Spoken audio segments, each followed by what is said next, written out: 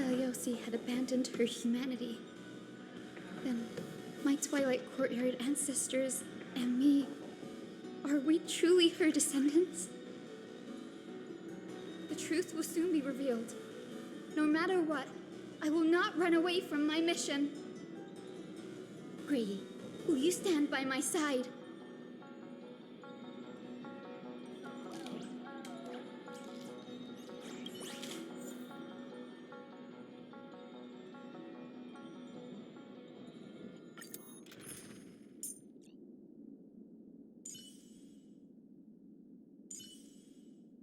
Hyacinth, let us both give life a dignified farewell.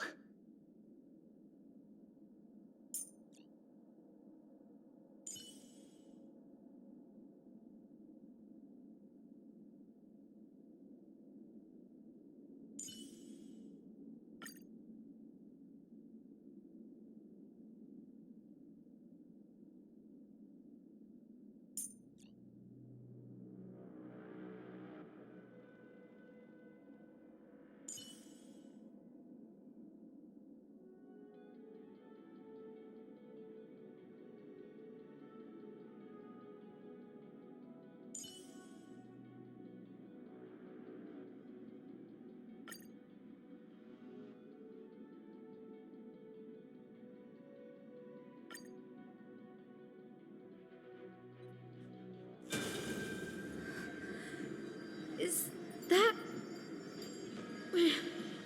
Great Seliosi, I beg you, spare this humble life. I've never harmed anyone. The punishment you deliver out of rage is far too harsh for someone innocent like me. The time has come, mortal. It's time to face your destiny. Wait! Please! Let me speak with Her Highness, the warrior goddess. Look! Can you see it? Golden blood is spilling from my wounds. I am a Chrysos heir too, chosen by the prophecy, just like Lady Seliosi. She isn't lying. Seliosi, what will you do with one of your own? A Chrysos heir. You are no different from the rest. You were once one of the Sunborn. Did you ever rise to defend the weak? When your kin oppressed others under the guise of the Titan's favor? I did not. You abandoned your old faith and made me your new god after Aquila's fall. Did you offer your help when your comrades turned their blades on the faithful who refused to convert?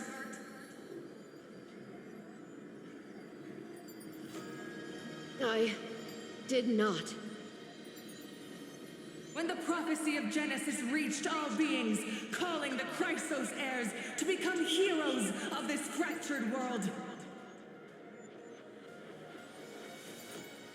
Did you overcome your inner weakness and heed its urgent call? I failed to do so.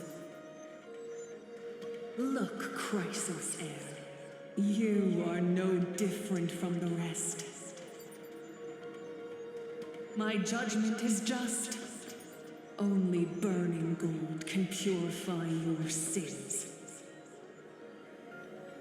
Wait, Lady Seliosi. Please, grant me a moment to explain my cowardice. Your divinity indeed casts our mediocrity in a harsh and unflattering light. Humanity has walked this earth for many ages, enduring life's struggles and witnessing its shameful imperfections. Yet, despite everything, we built great city-states and thriving civilizations. Even when trapped in the mud of malice, we continued to struggle and push forward. Because beyond our flaws, the virtue that we all share is tenacity.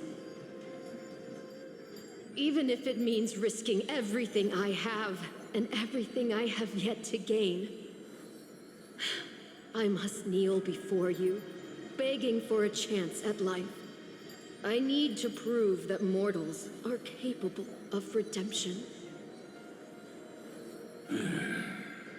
To admit your weakness in such a righteous manner, it seems you have completely abandoned your dignity.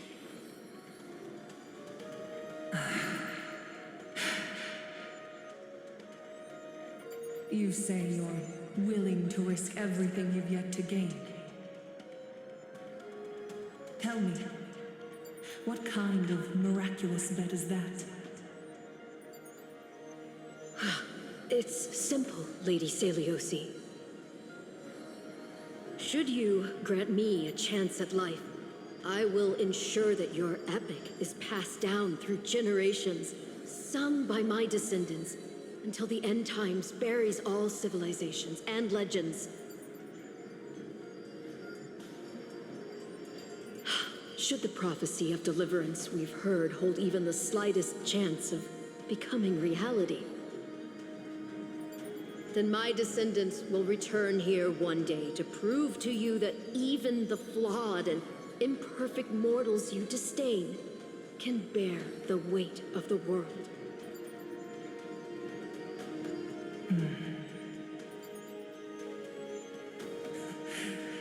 Interesting. Release her, Solibus, Lunibus.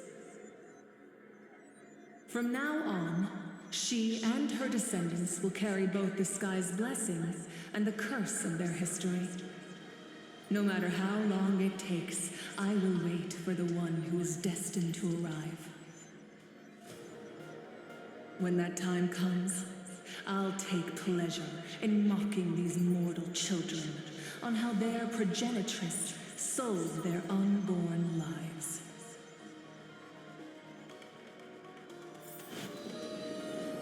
The truth of the legend is finally clear. Hyacinthia.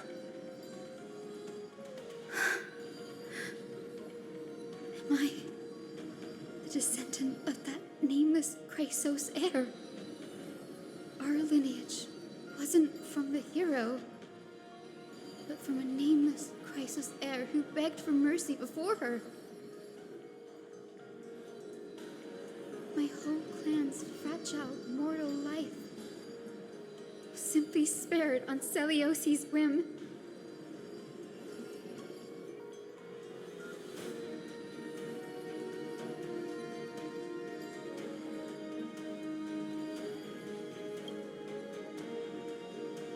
Her judgment may be true. Mortals do have their flaws. But even so, human dignity must not be trampled.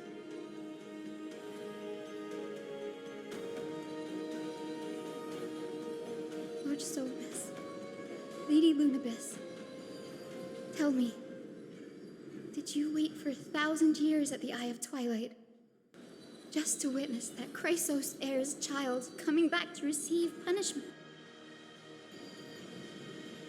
Time alters everything, child. Once upon a time, we had not yet learned to read the complexities of human nature. And Celiosi's perspective was our only window into understanding humanity. Her words were everything to us. Our guide, comfort, command, and admonition. It wasn't until she fell silent that we learned to perceive humanity through our senses.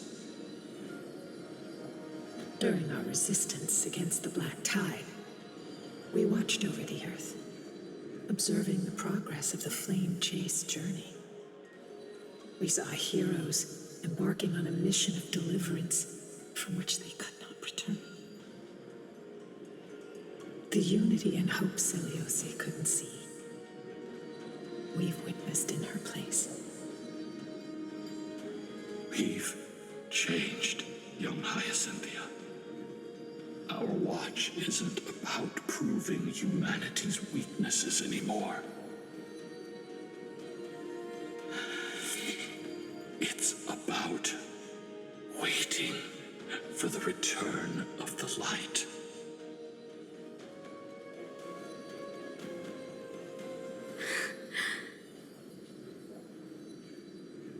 Lady Celiose, I want to tell you this. Doesn't matter if you can hear me or not. I want you to know that I am glad to be born as the child of a nameless and ordinary mortal. Only then can I prove to you that tenacious hope, buried in the deepest part of the human soul, has not been lost to time. It's just waiting to heal and grow, and then it will shine once more. Even the most cowardly individual harbors a seed within. Perhaps in your era, the light on the horizon was too dim for it to sprout.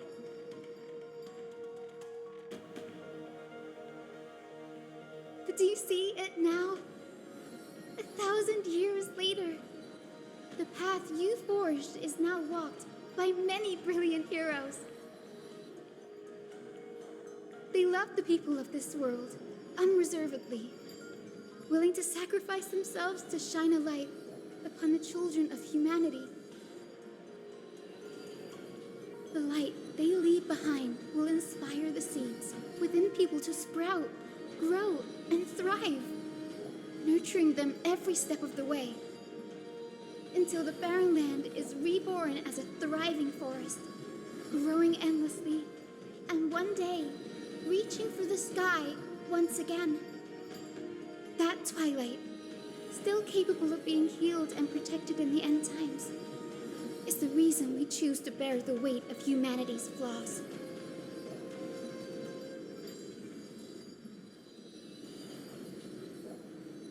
History has proven once again the flame chase journey itself is a miracle. It began with a whitewashed lie, but it laid down a path of deliverance for humanity over thousands of years. Celiose, we have honored the promise made by that nameless Chrysos heir and returned here. We also bring you the answer to your question.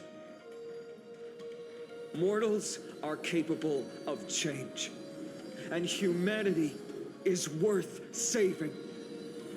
Our people, forging through the trials of the end times, deserve a second chance. We are worthy of a new dawn.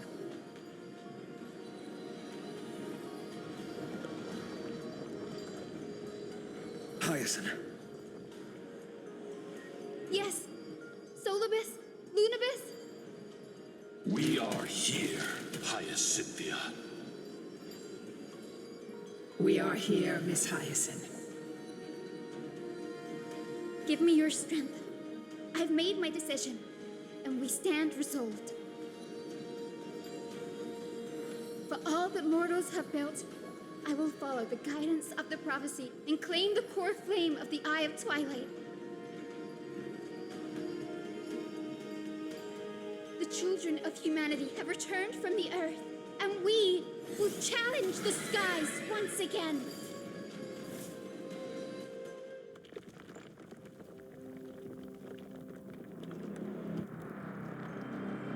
This time, I will not be overwhelmed by the darkness of humanity. Face us, Avatar of Sky!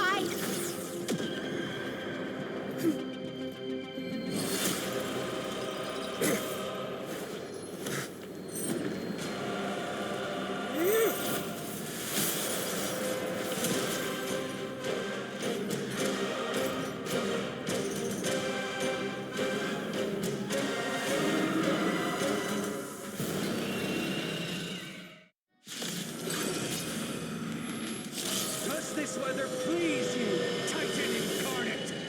Indulge in this, and taste the fiery blaze of Dawnmaker! If you could still hear my voice, Lady Seliosi! Behold, the strength of those who pledge to save the world!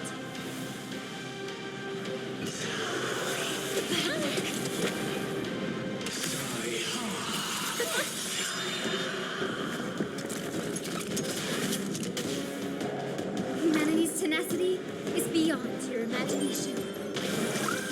Take all of it together! Throat is feeling much better. Pull together. Resonate once more.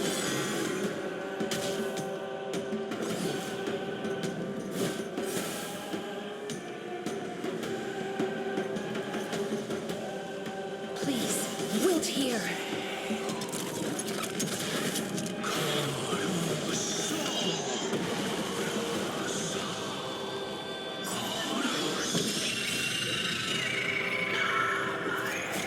Embrace new life, Pollux.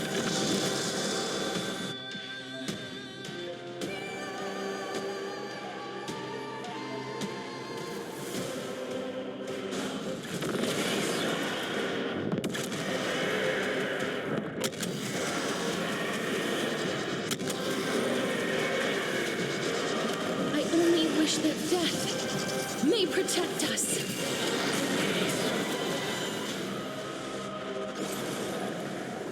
Converge and awaken!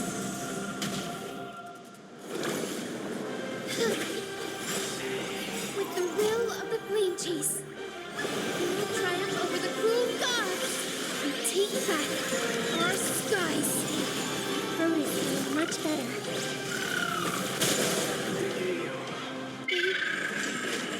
We want to turn this place to scorched earth. It's okay.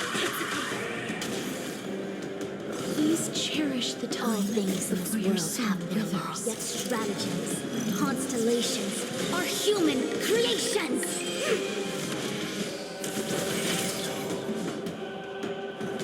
I grant you this, as you wish.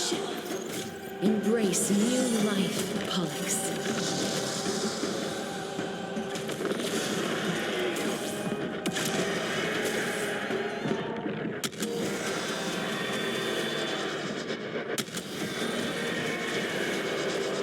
I only wish that death may protect us.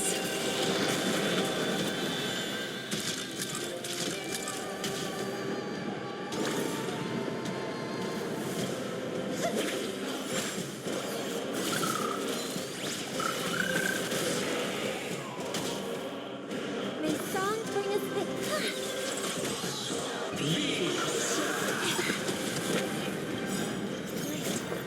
Soul shut light. The stars echo because of me. Rise no more time.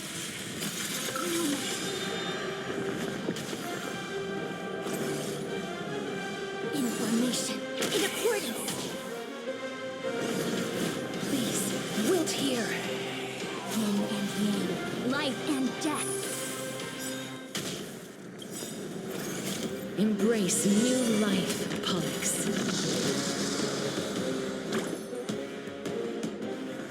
Please calm down.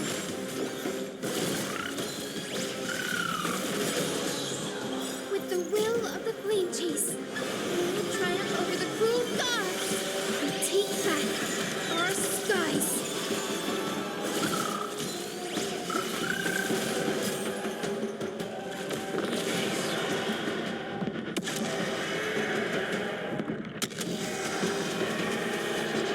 Give us the core flame. At least we can soothe the world's pain. I will strike down the false sun! In the heavens.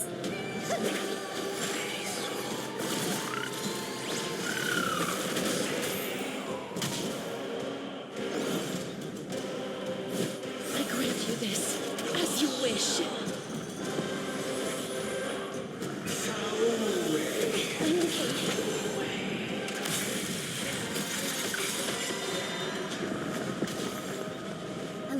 to make a divination. Converge and awaken! All things in this world have their own, yet stratagems, constellations, are human creations! That will not defeat Embrace new life, Pollux.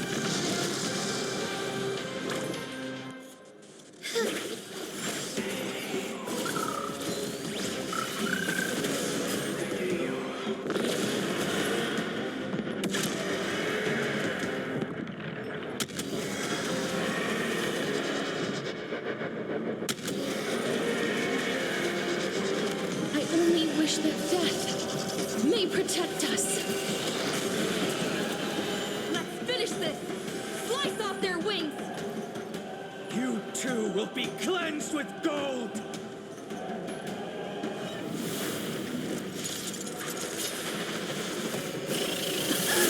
Quick, behind me!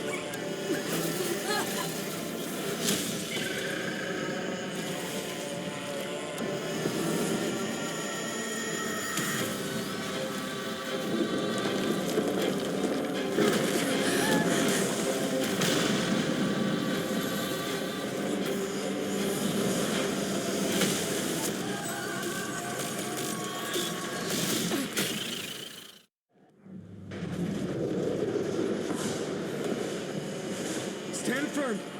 It's a long way down. Let's end them before we crash into the pool of gold!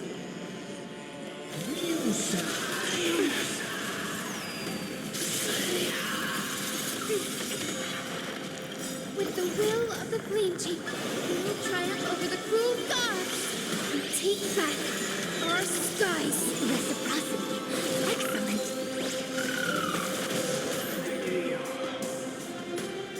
I hope for an end to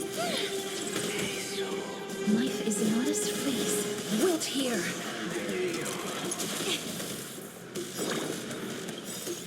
Embrace new life, Pollux.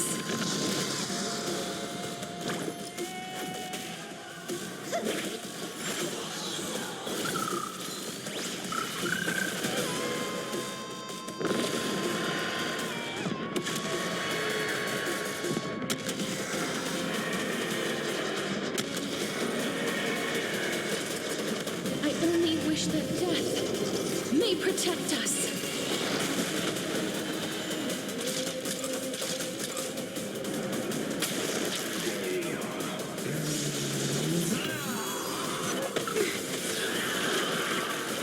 Storm clouds are gathering. Are you ready to sever the lightning?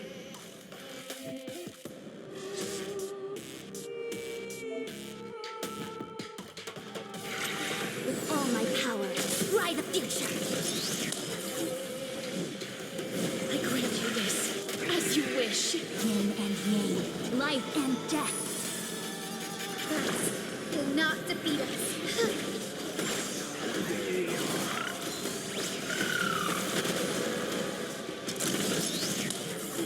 May song bring us victory. The harmony will soon play in unison. So tonight, the stars echo because of me. Some more times. Sing all together. Reciprocity. Excellent.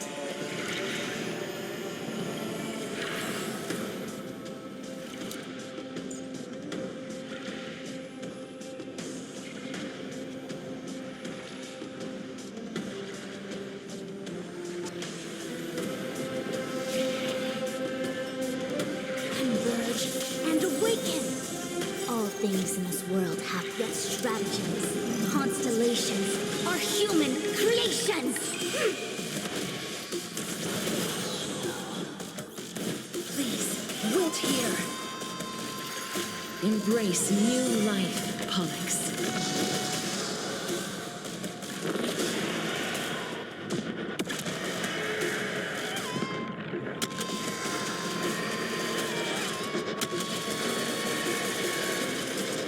I only wish that death may protect us.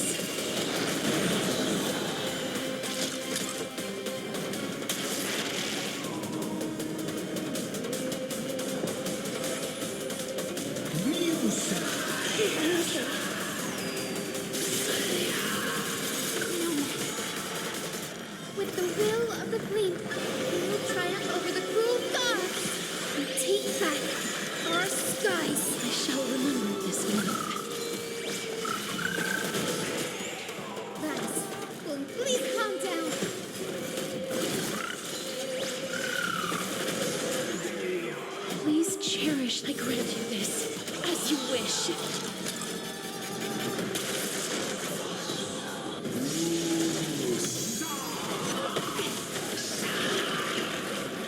Yin and yang, life and death.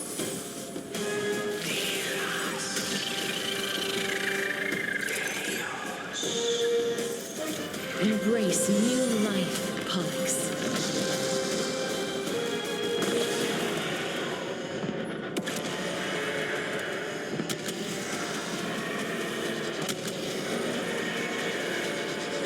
I only wish that death may protect us. There is another world waiting to be saved. We have no intention of dying here with you.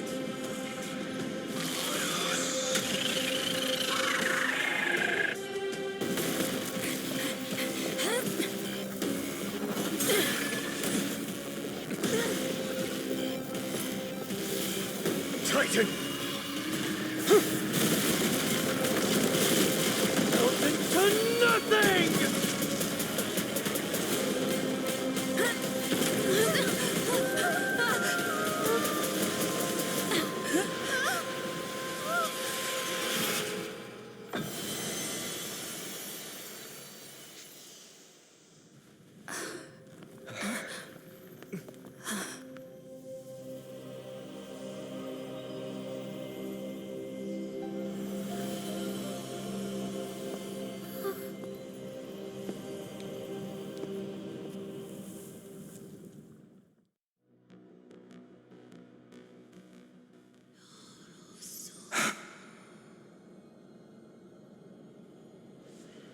Aglaia? Are you still protecting us?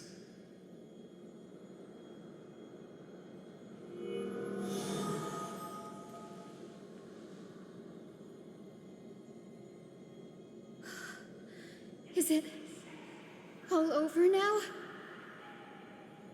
Seliosi condemned humanity, casting them into the pool of gold. In the end, she too was... Take that core flame with you, Hyacinth. Our mission isn't over.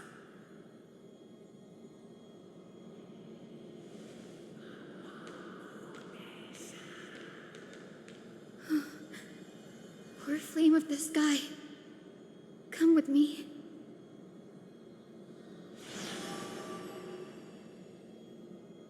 It's a strange feeling. It's so warm and powerful. Holding it in my hand, it feels like the winds of this world might turn for me. Summoning thunder or snow is just a thought away.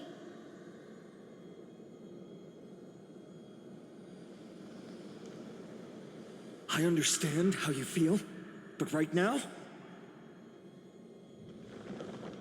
this platform is on the brink of collapse. Who knows how much longer it can hold? We need to find a way to leave. Look, over there.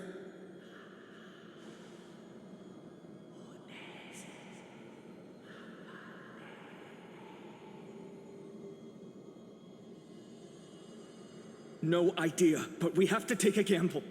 If the prayer can rewind the shattered platform, then we might ride it back to the entrance. And also retrieve Aglaia's amulet.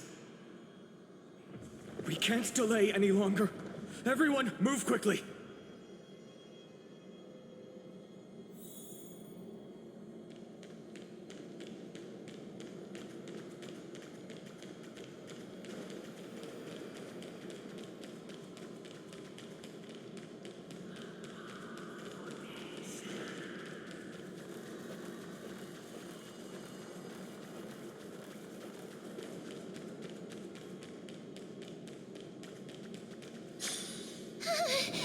The golden thread is trembling.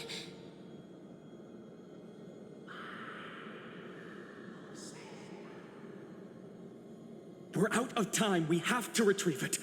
Partner, quickly.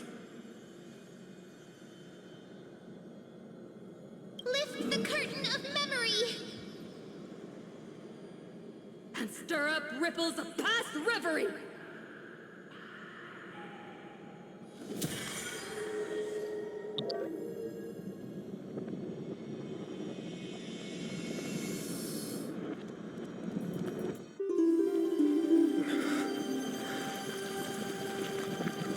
This is bad. The prayer's power! No!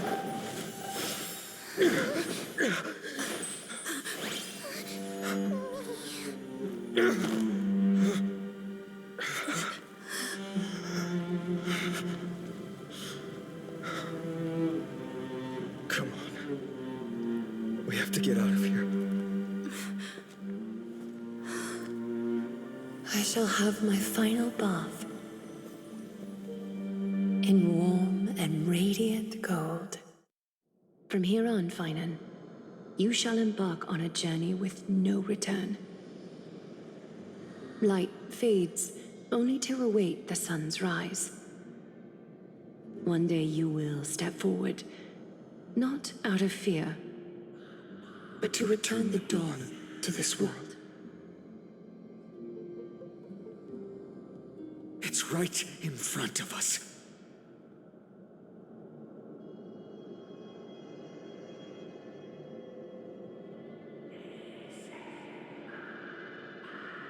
This way! Behind! That door leads outside! There's got to be a path!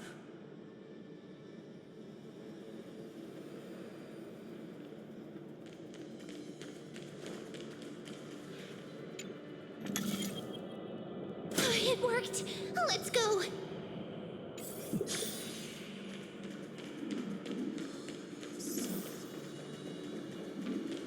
Finan, Aglaya is... I know. No.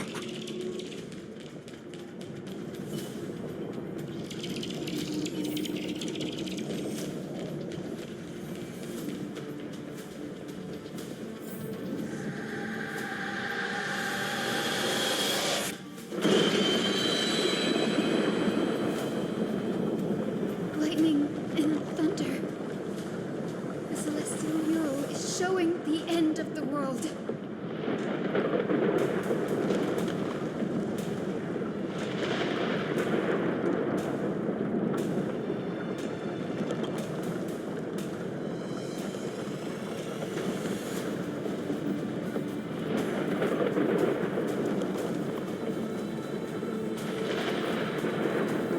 We're so close to achieving the miracle.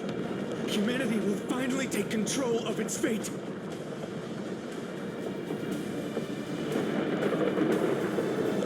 As long as we can make it out of here.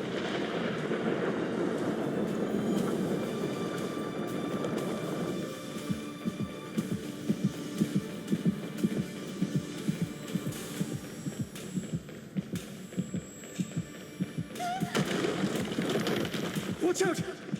Everything is collapsing, and a misstep could lead to a fall. Door's frame is coming down! Partner, give us a hand!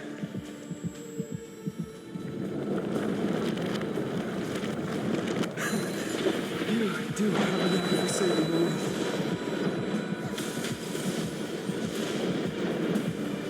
Stay close to them. Don't fall behind.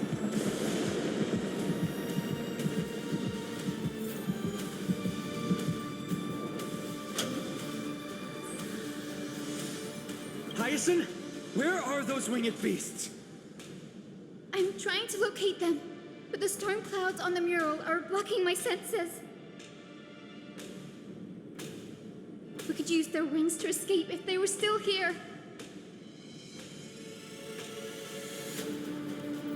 We'll have to rely on our feet for now. Keep moving. We're not safe yet.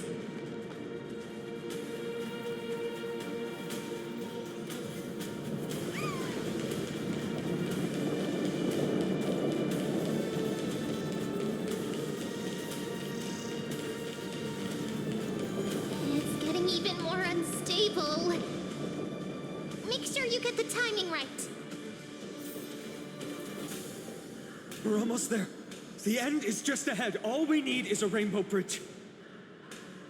A wing compass. Leave it to me. Focus, Hyacinthia. Stay focused.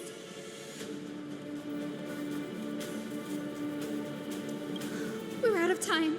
The fortress runs on Aquila's divine energy. If I can channel the core flame...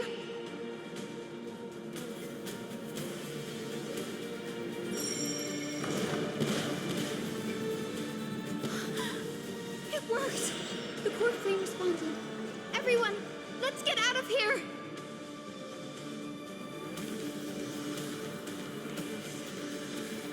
We all have something worth living for.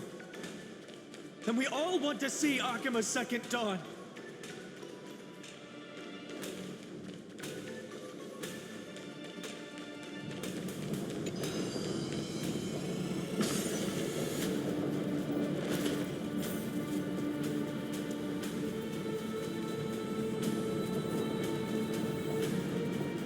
Wait, what was that sound?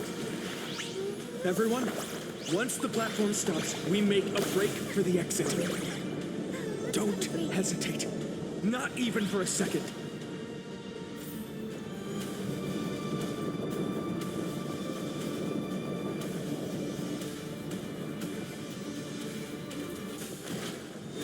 Everyone, hold on tight!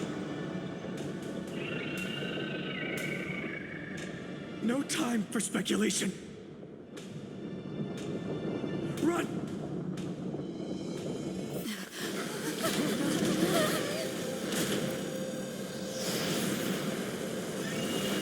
The Titan!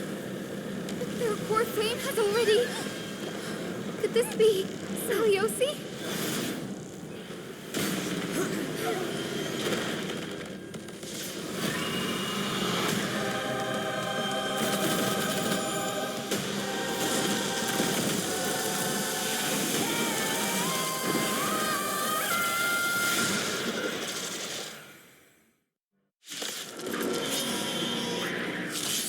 Twisted form. Did the black tide bring me back to life? The core flame has been taken, yet they still move. Lady Seliosi, is that you?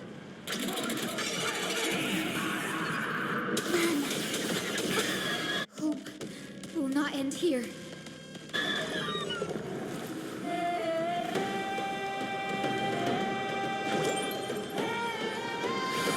Return to this world. I shall remember this With this gentle storm, I will make you come back to your senses. Lady Seliosi! Rhoda's doing much better. I hope for its end to strengthen over. The harmony will soon play in unison. Life is not as fragile as butterfly wings. I grant you this, as you wish. Embrace new life, Pollux.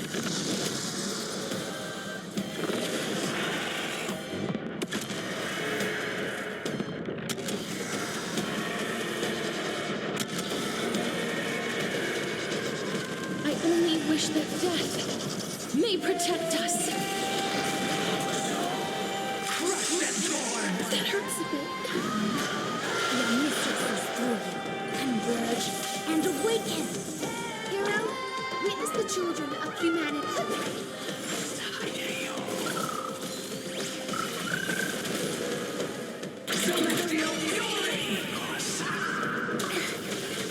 Yin and yang, life and death.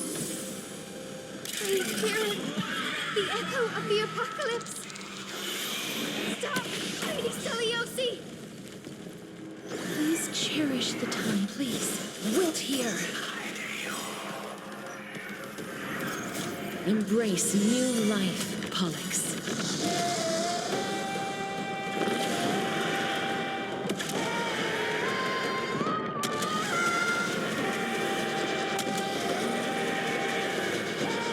I only wish that death may protect us.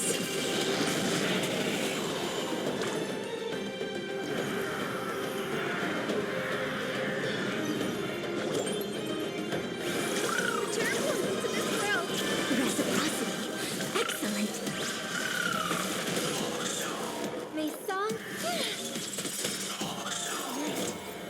world tonight.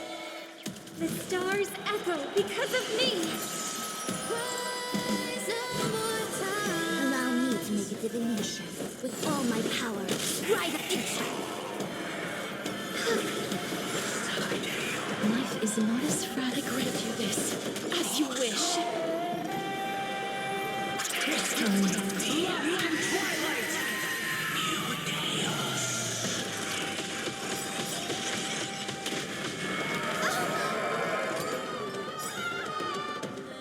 We must bring light to these dark times! With just a glimmer of light, I'll be able to pierce through the clouds. Here's mine, Hyacinth. I am the one who bears the world. I am the blazing sun destined to rise! Lord Flame, bestow upon us the healing rainbow.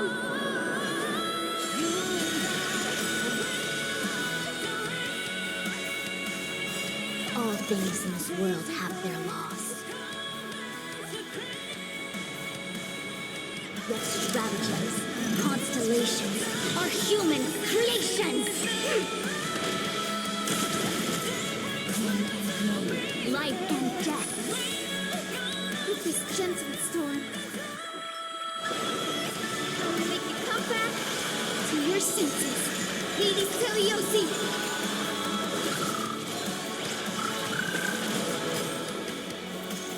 Embrace new life, Pollux.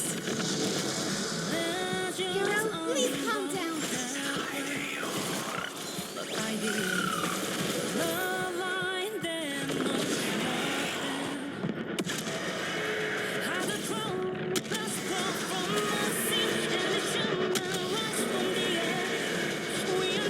I only wish that death may protect us.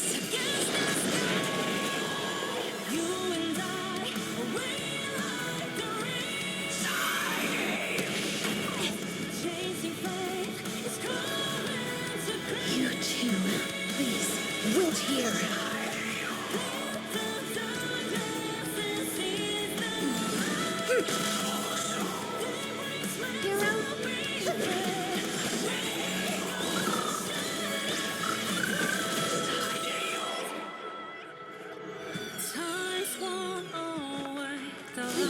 Quiet down.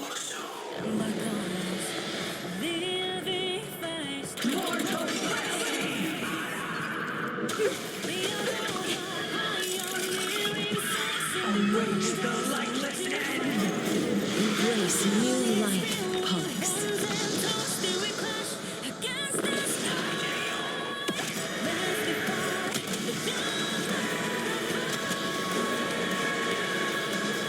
I only wish that death may protect us. Humanity's tenacity. We reject your judgment.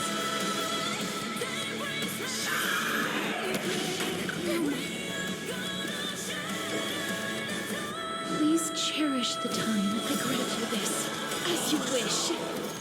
Embrace new life, Pollux.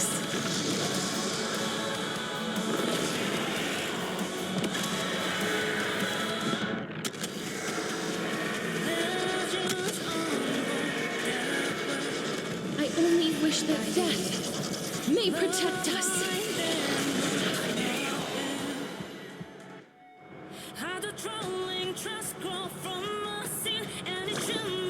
Please calm down.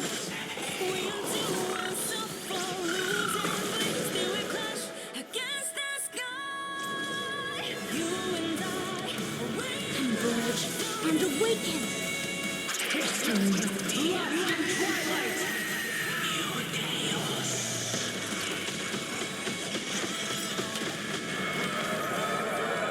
Life is not as please.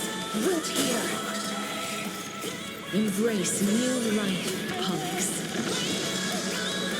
With this gentle storm, I'll make you come back to your senses. Lady Celiosi! I shall remember this month.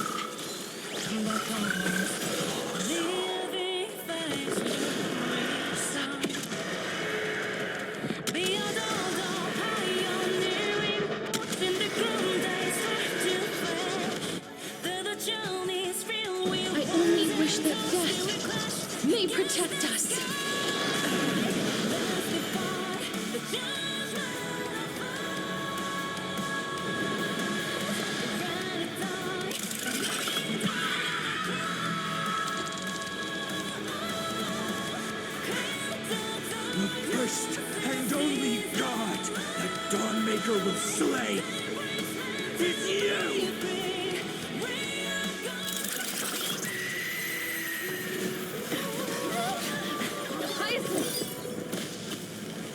Heroes, help us!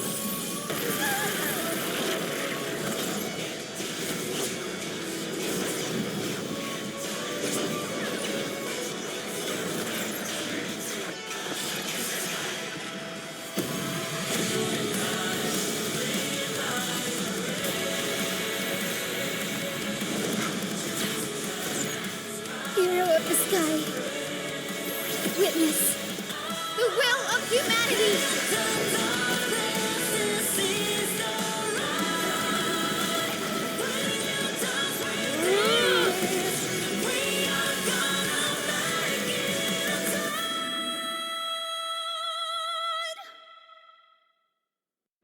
Children of humanity, you have overturned the judgment I once cast in disillusionment. Beginning with a lie disguised as a heroic legend, passed down for millennia. A grand epic of creation has been written. You are worthy of a new dawn.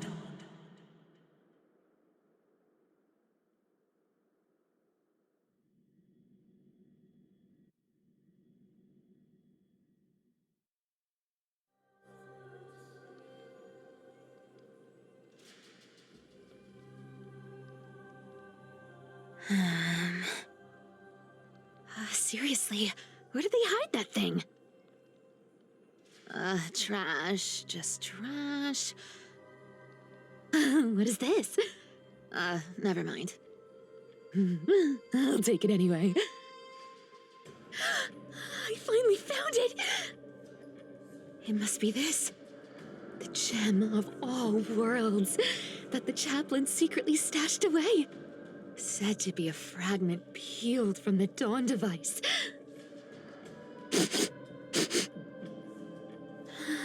I can already catch the sweet scent of treasure seeping from this little box. So much for the chaplain's devotion to faith. It turns out he's just been padding his secret stash.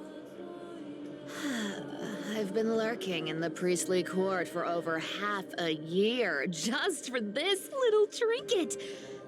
Day after day, listening to those stiff priest apprentices drone on with their prayers.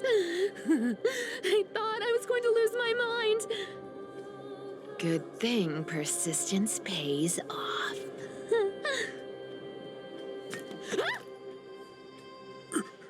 Atticus, is that you? Atticus. That name rings a bell. Oh, he's the apprentice the chaplain favors most. The one everyone expects to be the next chaplain. Not saying anything would feel awkward. Maybe I can hold it together with Zagreus's ability for now. Now. I am Atticus. Atticus, why aren't you responding? Old chaplain, it's me. I'm here to assist you with your medicine.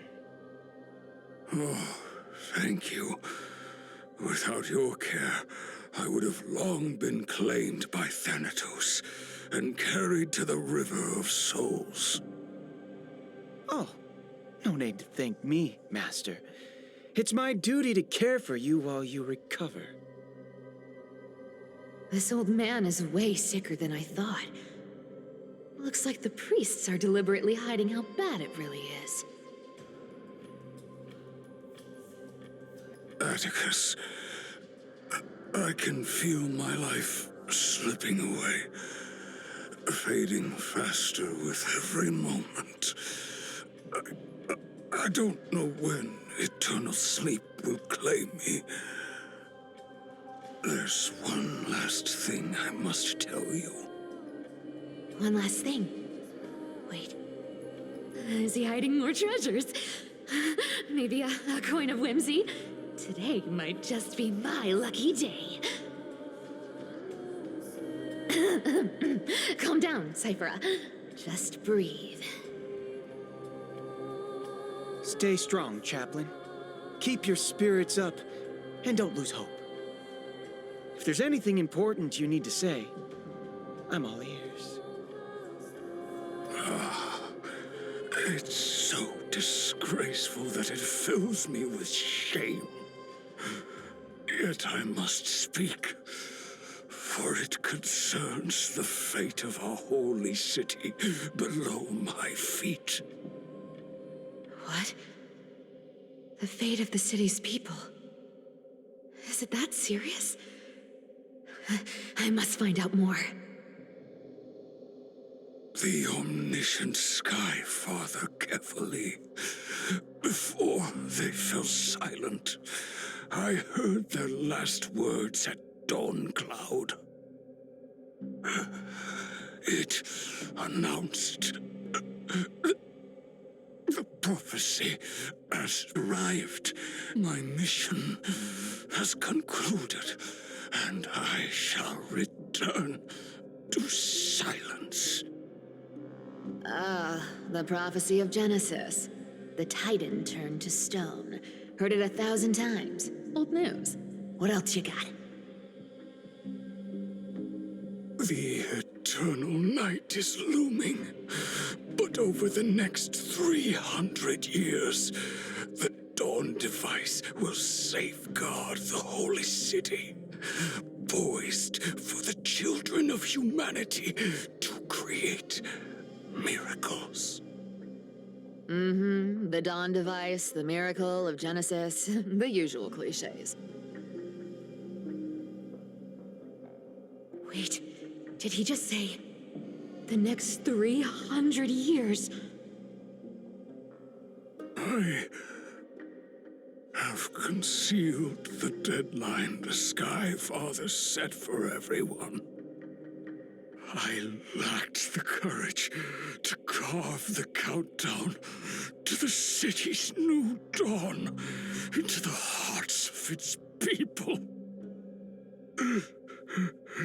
Atticus, you are 100 times more courageous than I am. Can you accomplish what I could not? Will you share this harsh truth with all the citizens of Akima? Atticus. Rest easy, Master. I will shoulder this heavy burden for you. I'll address the fallout of your indecision. Is that right, seamstress? Everyone in this world is unique in their own way. My moment to be a hero has finally arrived.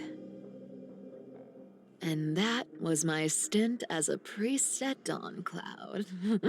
Sure, the story's been slightly embellished, but every word of it is true. These are secrets that must remain undisclosed. I've never shared them with anyone. Not even Bartolos. You should feel incredibly honored to be the first to hear this. Unfortunately, you can't clap or comment right now. But that's beside the point. Getting to spill the secret I've been holding in for 1,000 years feels amazing right now. Honestly, I'm surprised at your persistence. I merely staged a slip-up for you to witness the switch of the core flame. Who'd have thought you'd follow me all the way to the Nether Shore?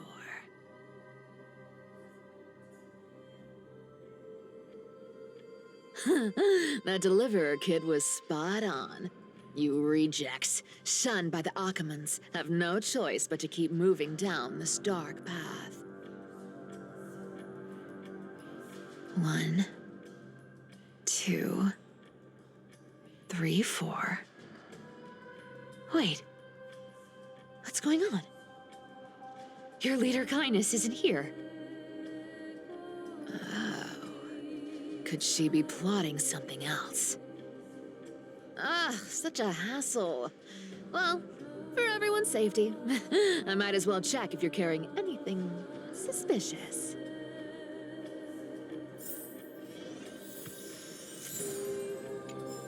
This dagger's got a nice look to it. Let's see it. Wow. It's crafted from Kremnoan steel. These people are well equipped. By any standard, you all are quite capable. Had you not strayed, you could have been guarding Akama, securing a stable income. Such a pity. In your next life, remember to choose a safer path and stay away from dangerous jobs like this.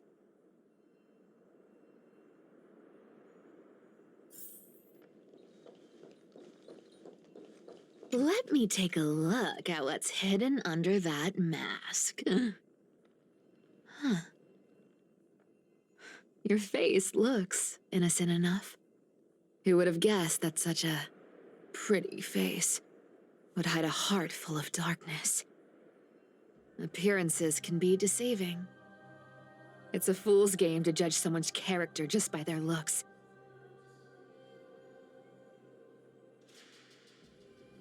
It's amazing what the seamstress can do with her divine authority. She sees right through people with that golden thread of hers, beyond whatever facade they put up. As for using divine powers, I'm no slouch myself.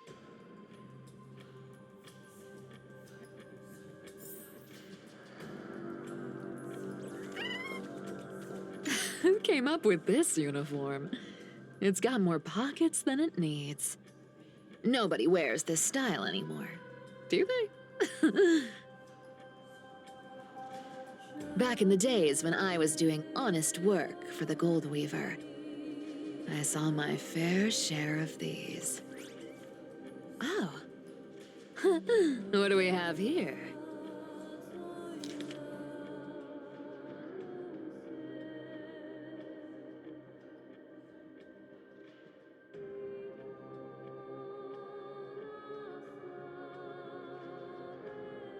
A paper note. Aw. Talk about old school. All right. Once the seamstress's powers diminished, the world wound web slowed drastically. From 5 threads to just 2.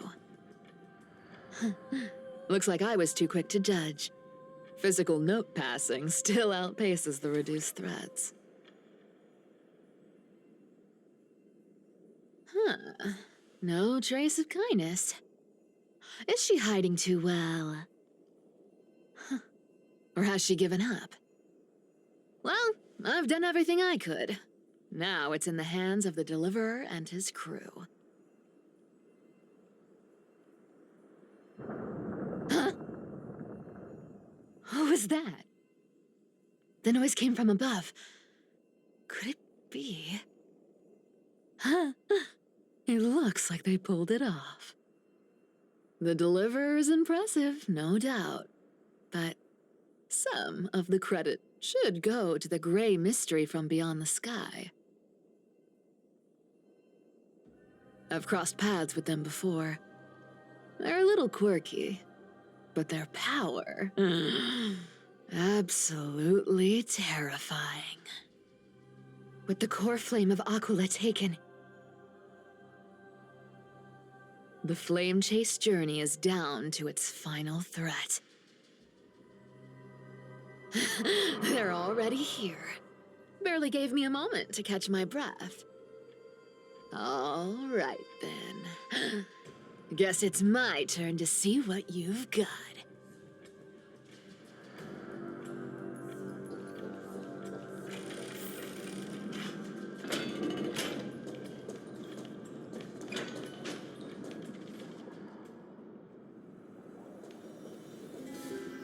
Oh, you made it. I've been waiting for you. Black-clad sword master, the Flame Reaver, whatever your name is. Look at you, sniffing around like a starving hyena, chasing the scent of the core flames.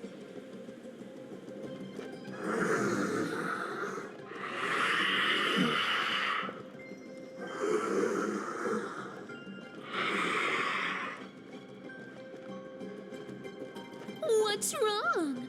Cat got your tongue? Or maybe you're just too dense to understand plain speech.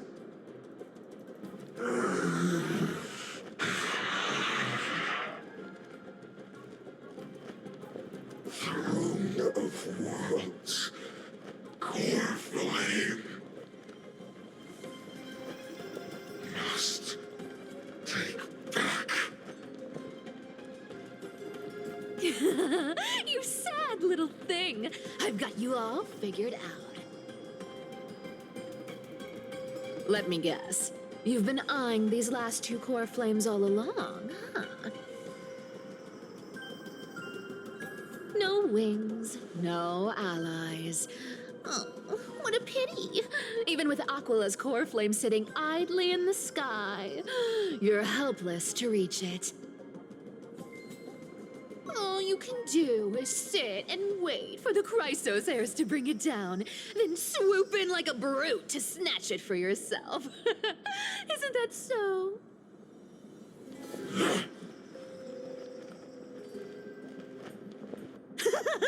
Struck a nerve, have I? I've seen you lingering on a cliff more than once, staring hopelessly at the sky. Pathetic. But hey, I'm feeling generous today. I've got a surprise just for you. That's right, I have Kefali's core flame. But if you think you can snatch it from my claws, you'll have to catch me. Fun fact, Dolos cats aren't just quick on their feet. They've got the stamina to match.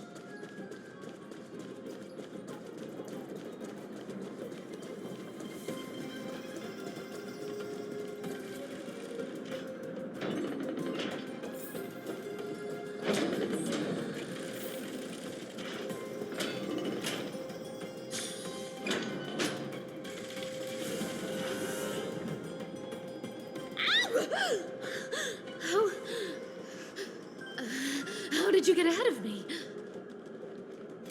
Whoa, whoa, whoa! Don't swing that thing! Easy there. You're after Kefali's core flame, aren't you? Fine, take it! The deliverer made me steal it. It's no use to me anyway. Look, since we've got the same taste in fashion, all black and sleek, how about you spare this poor cat's life?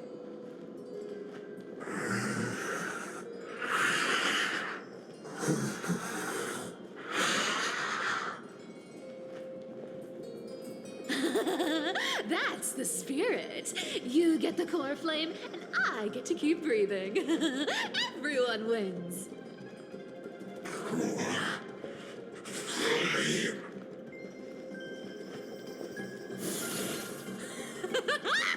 You really are a brainless mutt, aren't you? Woof woof. Come on! Come on! You're not gonna let a little setback like a lost bone stop you, are you? Well, look at that. They actually caught up with me. No one's ever managed that before.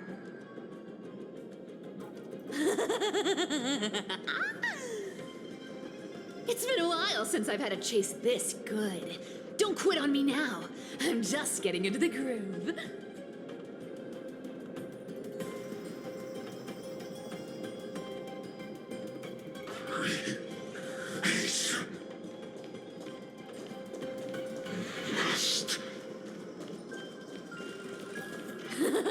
You sure stumble over your words, but you've got some speed on you.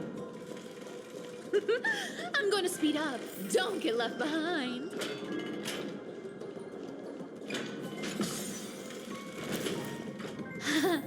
Just in time to take a break. Don't tell me they might. Oh. What? Still not here? Well, that's disappointing. Oh well, I guess I'll just. Wait around a little longer for you. Stixia, you're stunning. Oh, look who it is! The Flame Reaver. First time. Wait, no, not the first time meeting you. I'm the great hero of Akama, the deliverer of Amphorius. They say I'm destined to return Kevali's core flame and carry the weight of a new world on my shoulders. But hey, fairness is my thing. Fairness, and fairness. You want the core flame? Come and get it. But only if you beat me fair and square.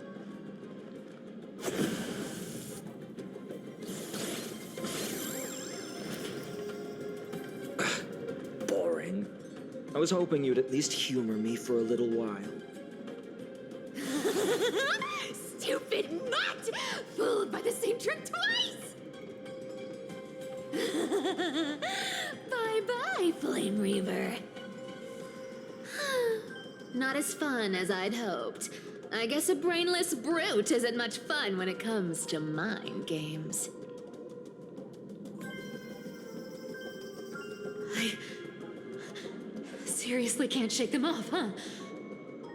This is borderline impossible. They're not going to back off anytime soon. Well then. Guess I'll just have to lead it somewhere higher.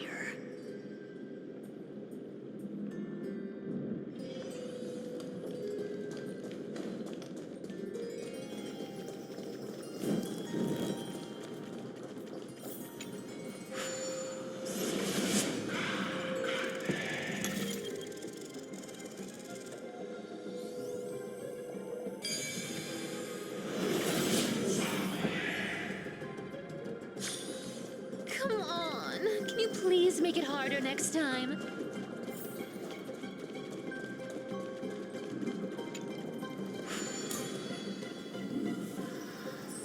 Cyphera, do you still plan to go to Dawncloud? I've made up my mind. Don't think about stopping me, seamstress. Is it for the gem of all worlds? Does it even matter? You'll never guess whether I'm lying or telling the truth.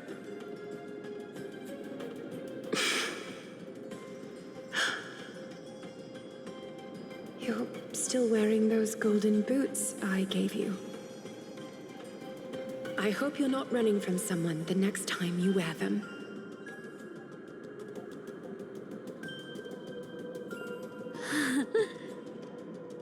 Aglaya, did you see that? No one can catch up to me. I'm no longer running to escape anymore.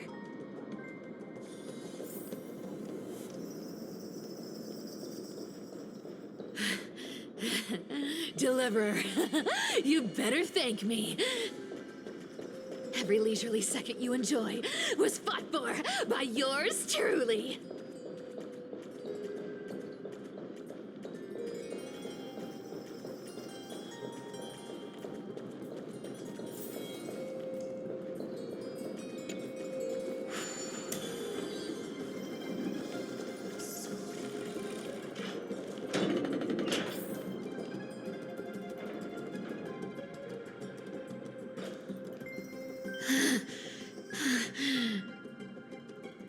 You just don't know when to quit, do you? Can't escape. This is fate.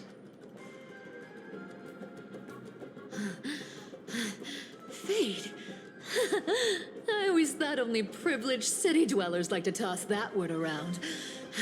As if they couldn't get by without using it as an excuse. Cycles can't be broken.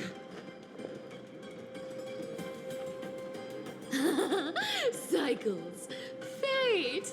Give me a break. Everyone has to walk their path. Those who cling to gods and prophecies end up as hollow shells of themselves.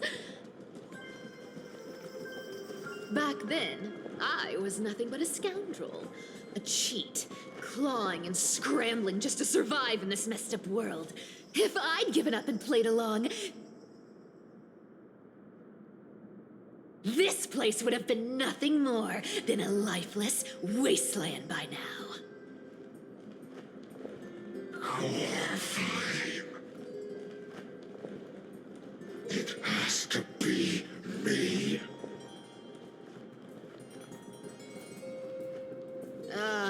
My bad. Why bother offering wisdom to a mad dog who wouldn't understand it anyway?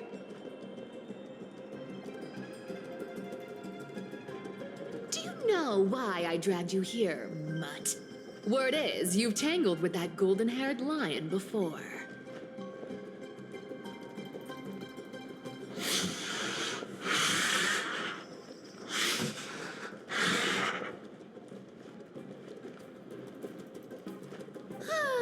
Looks like there's no getting away from you. And hey, that was a pretty good warm-up. Now, how about we spice things up with a bit of competition? As a fellow heir to the divine authority of Calamity, I've been a demigod for 1,000 years longer than the little lion. Now, let me see if you're worth your title, Flame Reaver. I've been around for over 1,000 years, and I've never met anyone who can match my speed. Until now. But speed isn't my only tool. Today, you're getting the full performance.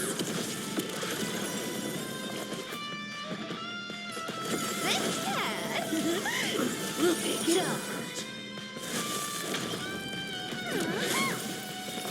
You found me.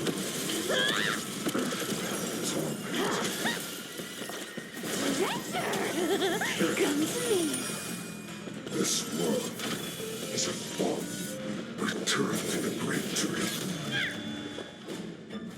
Let me have a go. Our cute play session is over. Everyone believes in becomes a reality. Gotcha.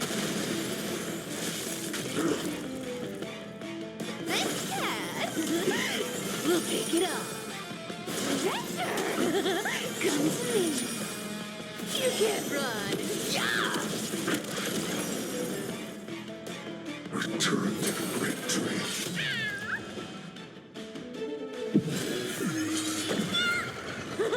Wrong target. Looks like you need to work on your aim. Good dog.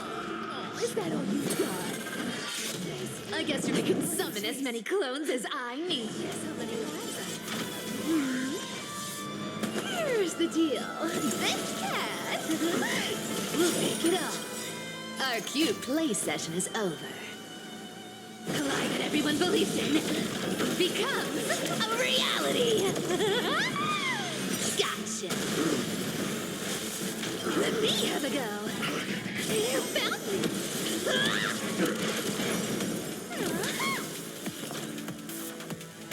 Let me have a go. Treasure, come to me. This cat will pick it up. You can't run. Yeah! Resistance is futile. I've played with you long enough. Time to retreat.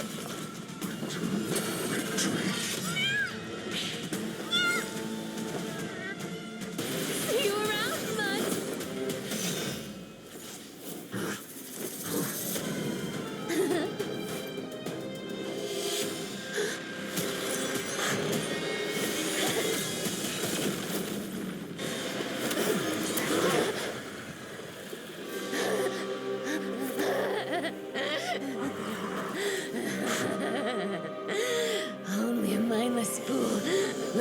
for the same trick 3 times in a row.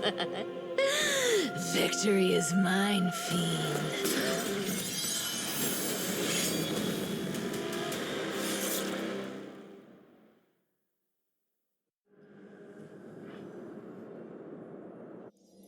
To all citizens of Akama, today I bring you 2 pieces of news. One sorrowful, one joyous. First, let us offer our blessings to the departed. Our beloved Chaplain Foros has returned to the embrace of Sky Father Kefali. May he rest in peace. But citizens, do not grieve his passing. In his final moments, Chaplain Foros found peace. While he still had his wits, he heard the final words of the Sky Father. And that brings me to the joyous news I share with you today. Before the great world-bearing Titan fell silent, they spoke one final message to my revered mentor. And now, I shall share those words with every soul in Amphorius. They said, "The prophecy has arrived. My mission is complete, and now I shall fall into eternal silence." The eternal night is looming. The Dawn Device will safeguard the holy city, poised for the children of humanity to create miracles forever. Until forever? Skyfather's love transcends time itself, stretching across endless eons. Citizens, friends, as the newly appointed chaplain, I propose we host a grand 100-day celebration at Dawncloud. A feast in gratitude for the Sky Father's gift. Our mission is to transform the Sky Father's words into unshakable faith. For 100 dawns, through song and dance, every child of humanity within Amphorius will come to believe the light of the Dawn Device Never fades. Kefali's protection has no end.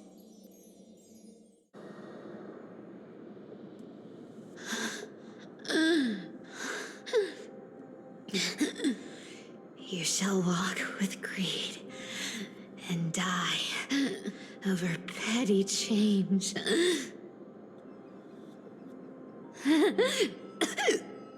The prophecies, petty change,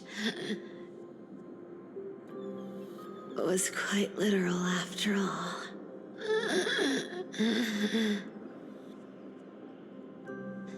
Atticus.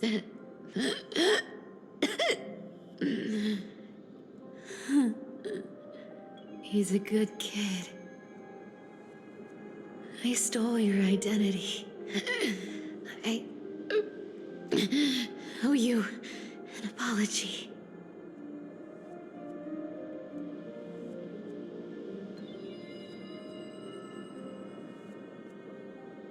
But I owe more than just an apology. There's also you, Aggie. Back then,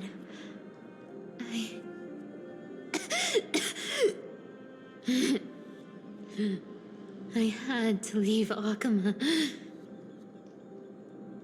You see, you were so good at breeding hearts. If I had stayed by your side, my fragile lies would have been exposed sooner or later.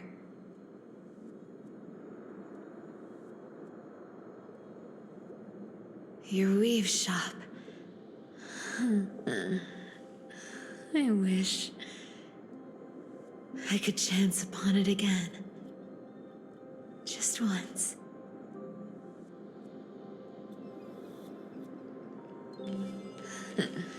To be scolded by you and Treeby.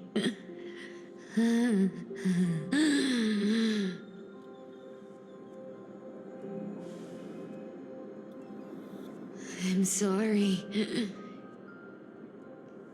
the end, I overestimated myself.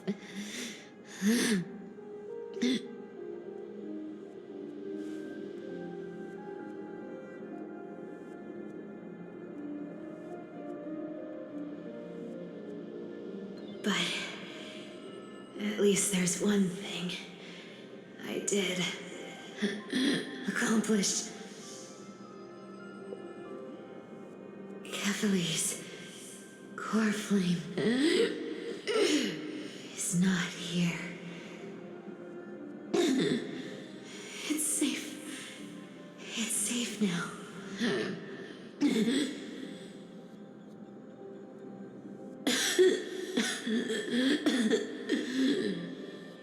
Even if I'm nothing more than a thief,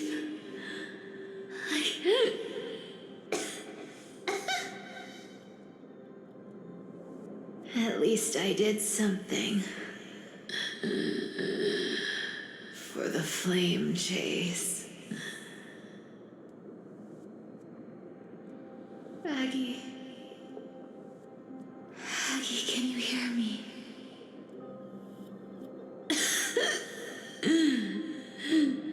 Say something. Anything. Anything. Please.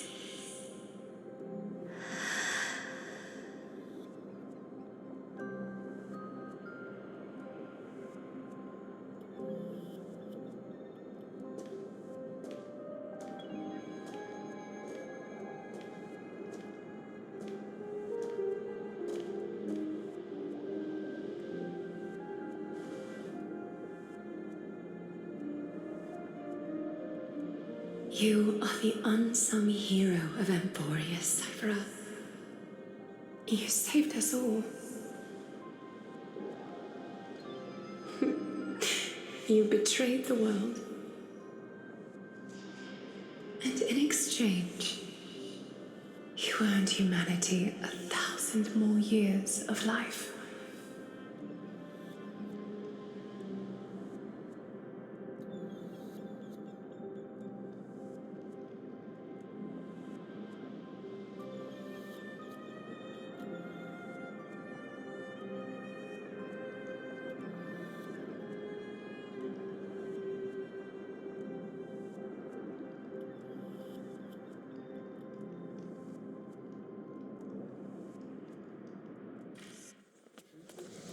If there were a lie so brilliant that it could fool everyone, wouldn't it simply become the truth?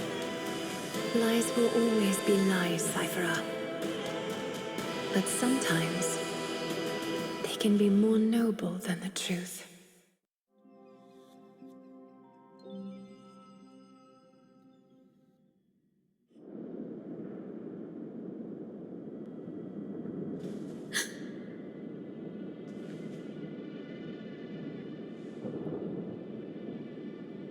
Core flame in my hand. It's trembling. It's sending me a warning. Lord Finan, in Amphorius' mythology, isn't the Dawn device said to be a gift from Aquila to Kefali? Why bring this up now? Let's focus on getting back down there. Lord Finan? Yes. Nearly every mythologist agrees Aquila gifted the Dawn device to Kefali.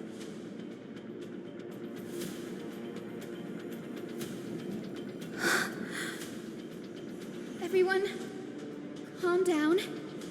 Listen to me.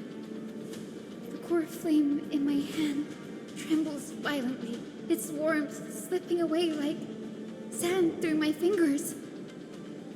It burned through immense energy just to leave me with one message. The Dawn device is extinguished.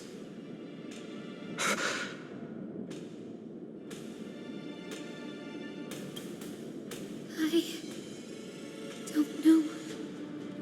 If the core flame's message is true, Akama has lost the Dawn Device's protection. Darkness will consume the holy city in an instant, and the aftermath will be devastating. Fainan, I feel something too. While Hyacinth was speaking, countless streams of memories rose beneath our feet, spiraling into the sky. There are so many, so heavy. Even through the fortress walls, I can still hear them clearly. Birds, nymphs, people, their memories tangled together, their cries echoing as one.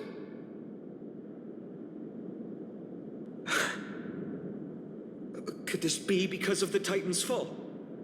But that doesn't make any sense. There's no time to dwell on the cause.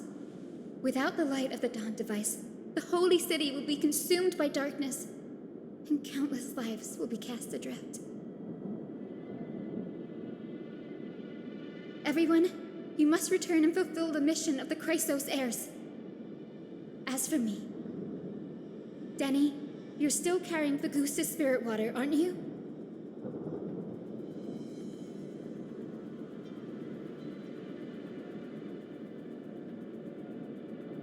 No. The time has come. Open the path to the vortex for me. There's still one thing I can do for the people down there. Return the core flame of Aquila and inherit their divine authority. I'll remain in the sky and cast my protection over the people.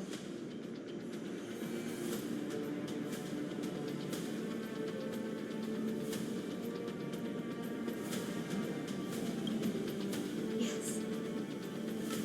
I'm afraid this is goodbye, Gray. Danny, I'm counting on you.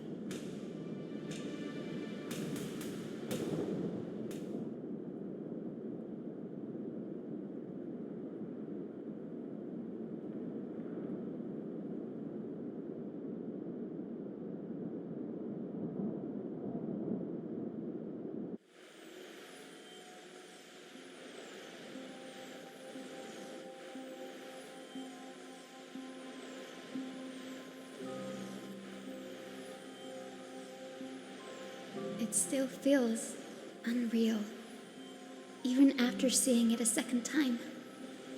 You'd move in perfect harmony with the rivers and seas of this world.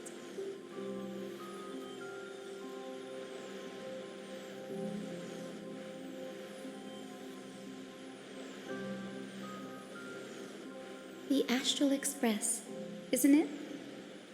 March 7th, the one you always mention. I'd like to meet her someday. I can almost see the three of you traveling together, laughing and sharing moments. Of course I do. A sharp, aching sadness. I feel every bit of it.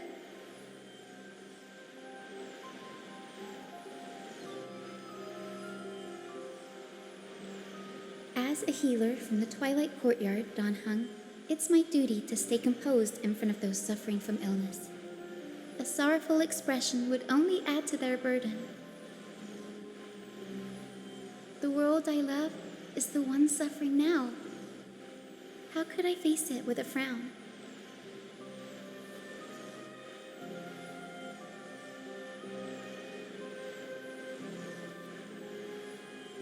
Goodbye, everyone.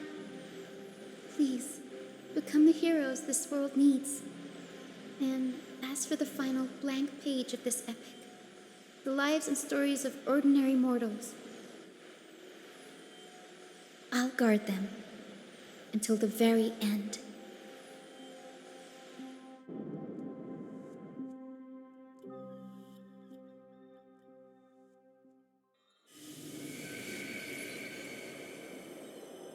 Miss Hyacinth, are you really leaving?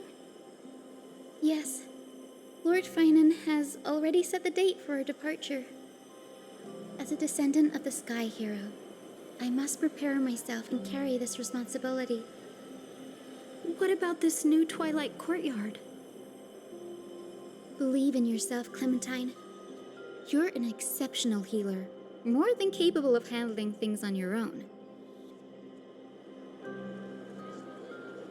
The patients trust you, and you've earned that trust. That's what matters, isn't it? Miss Clementine's medical skills are amazing. We believe you'll make the Twilight Courtyard proud. Thank you, Lady Treby. I'll do my best. I just don't have the same confidence and certainty as Miss Hyacinth. No matter how severe the illness or injury, she always faces it with a smile.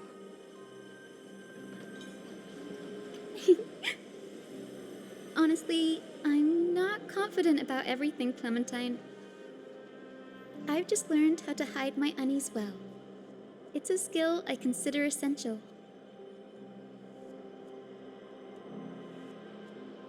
It's hard to imagine anything making Miss Hyacinth feel uncertain. Well, shall I give you an example? Since Lady Treby happens to be here too. Wait, we're part of this? Look at the Flame Chase journey. Since Lady Aglaya took over the leadership of Akama, every Chrysos heir entrusted with the core flame, aside from Professor Anaxa, was personally chosen by her. I was the outlier. The hero Celiosi entrusted her bloodline with the legacy of the sky. Lady Aglaya's thoughts on my potential remained a mystery, even up till the day she left. So I've always carried a lingering doubt about my ability to fulfill this role. Lady Treby, why are you laughing? The answer Cindy wants is simple. Just try looking at it from another perspective. Imagine this. Knowing Aggie's personality, if she believed you weren't worthy, don't you think she would have considered other plans? Now that I think about it, I feel much better. I may not have Lady Aglaya's keen judgment, but I would never question your resolve, Miss Hyacinth.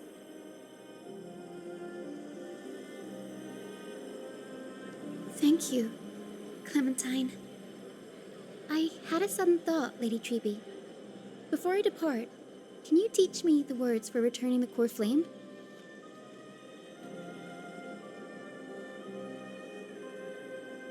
I've always been at the Grove helping with lectures and never had the chance to come to Akama.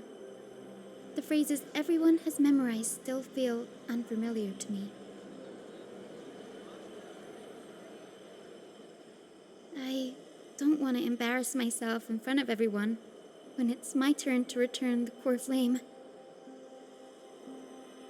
It's easy. We can teach you right now. Let's go. We will say a line, and you repeat after us.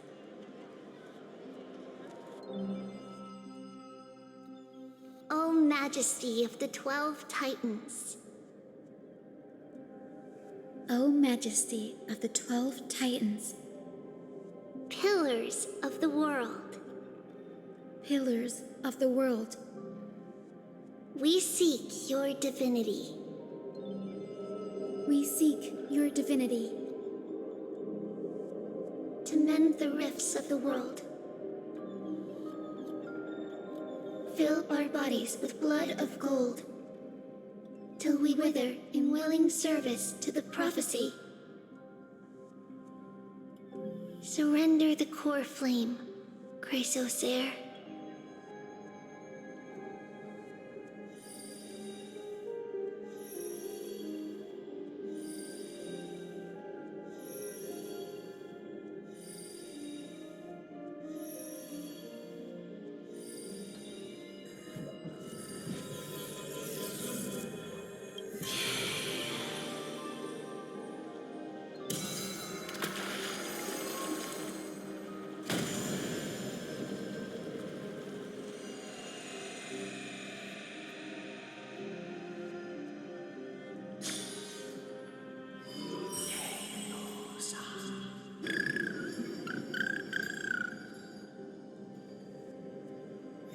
Tenny, are they?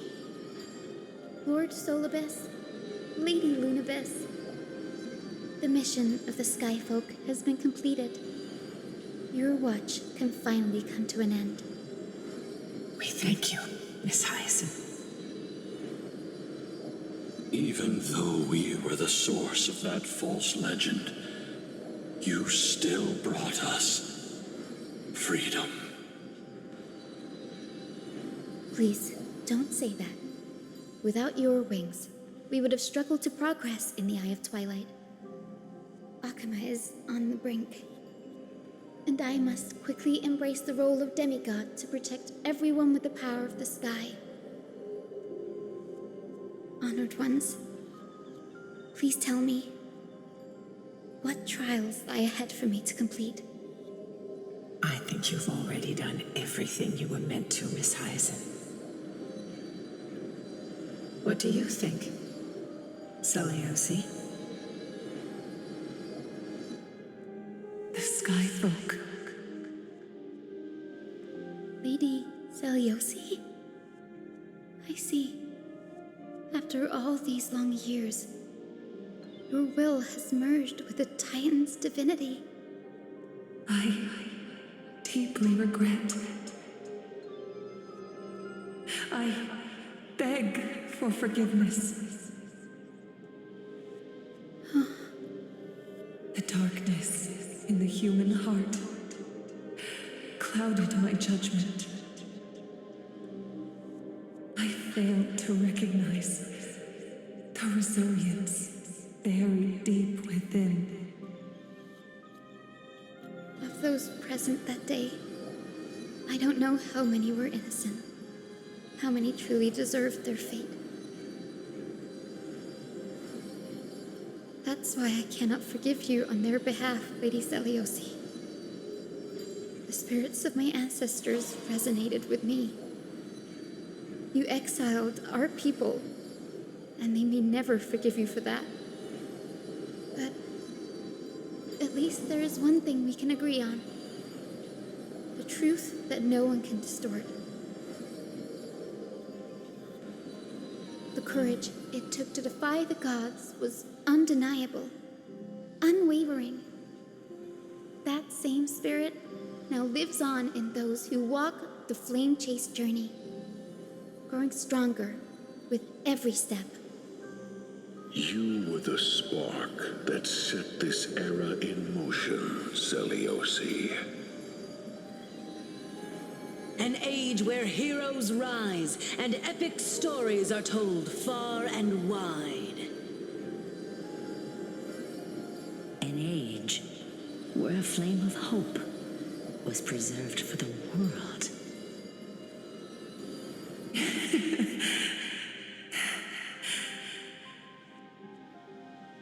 Perhaps this is what I longed for. Now, I can finally rest in peace. Even in that darkest moment, Lady Seliosi, you still held compassion for mortals, didn't you? Even with the Titan's power, you didn't punish the world by letting the sky fall.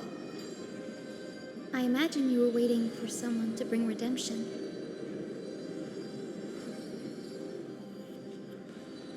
Trust me with the power of the sky. I am merely a healer. I could never match your strength, even with that power. Thankfully, the world no longer needs a demigod who can summon thunder and storms.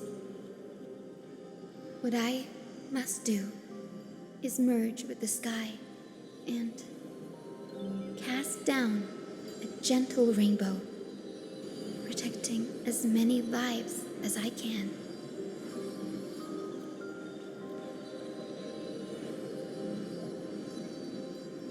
Professor Nexa, do you remember that lesson? In the end, I followed the path of my ancestors, returning to the sky. I didn't return to the earth to walk with the people. But even so, I still achieved my dream.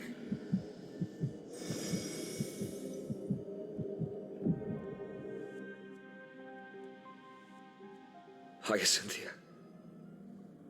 Thank you.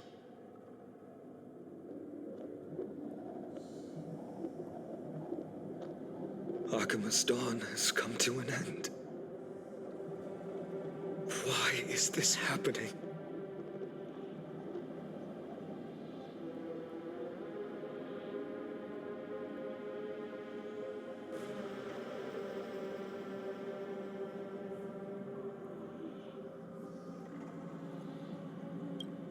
Treeby would have made sure to warn us if there were any mention of it.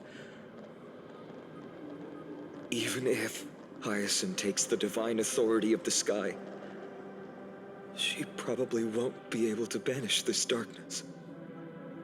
The Black Tide, its power probably surpasses even that of the Titans. All we can do is hope she can protect as many lives as possible. Is this the end for Akuma? Don't give up. We're the ones leading this journey, so we can't afford to lose our way.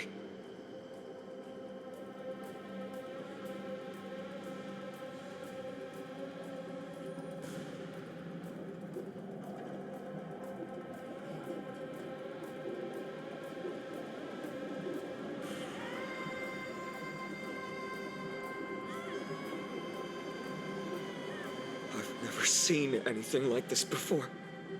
Could the Black Tide be the cause? There are too many things we don't understand, and we don't have time to figure out. We can't delay any longer. Let's head down. Hopefully Kefali's core flame is still safe. I'm confident that Miss Cypher will do everything in her power to fulfill her duty.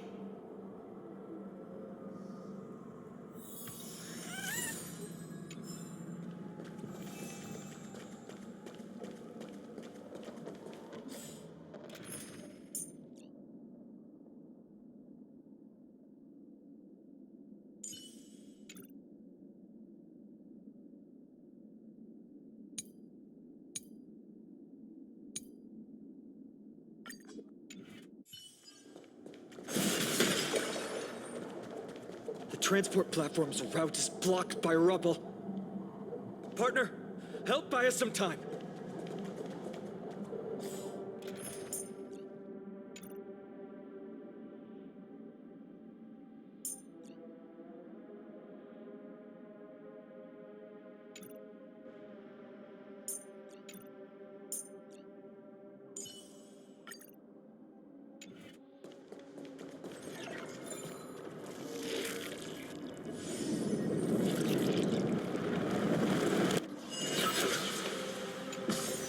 Good job.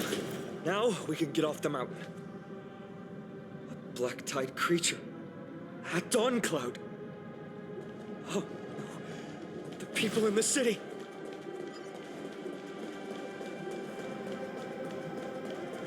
We must find out where they've reached the city from. Ruby, please hold on till we get back. Make sure you keep it safe.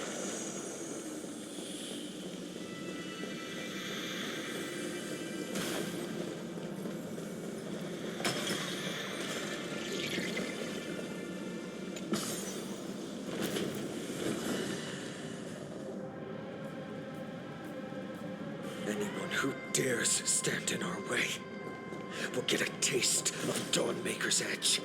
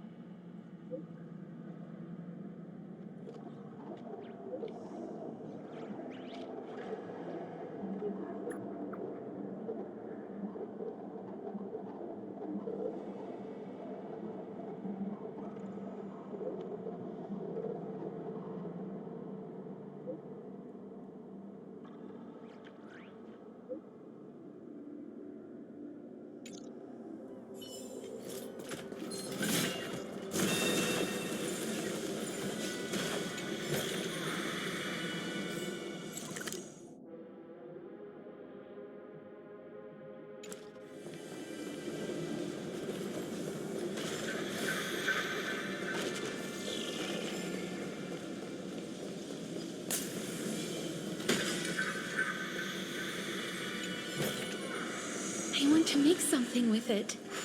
But what to make?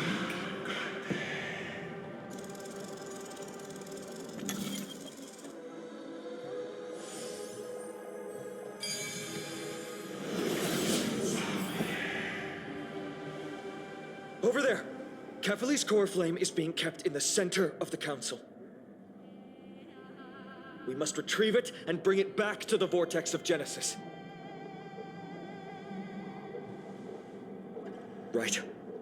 Worst case scenario, we need to be prepared to return Kefali's core flame. If the end is indeed upon us, we no longer have time to investigate the truth behind the miracle. We'll have to trust that Professor Anax's hypothesis is the only option. Apologies, Adlai. I promised you that I would leave the choice of Era Nova to the people of Amphorians. But I'm afraid there's no room for doubts now.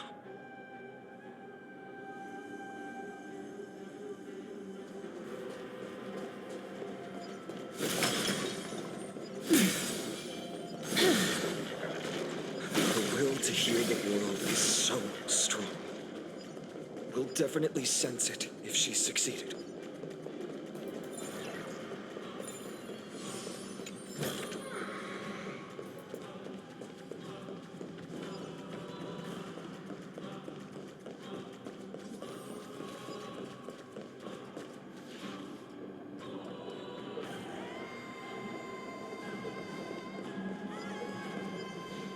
Oh, Skyfather Kefali, please forgive these ignorant and lowly children of humanity.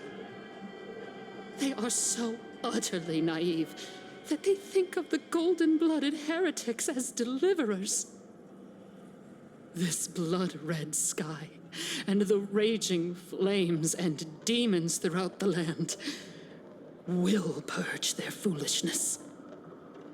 Kindness. Lord Deliverer, why don't you join me in praying to the benevolent Kefali? Cast your eyes on this ravaged land. All of this, sins committed by you, blasphemous heretics.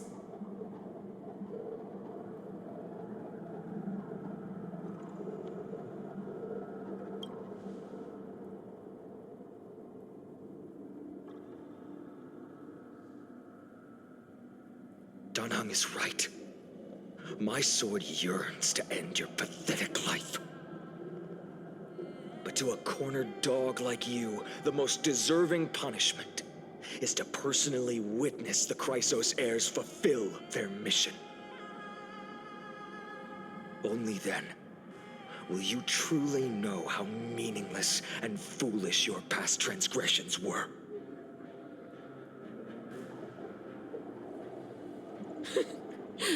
Fulfill your mission. Kefali's core flame is long lost to the winds. How will you fulfill the prophecy?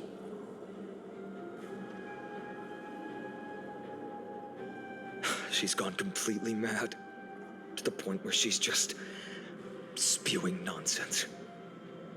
For the longest time, Kefali's core flame has been worshipped here. Only core members of the Council of Elders know how to activate the core flame casket.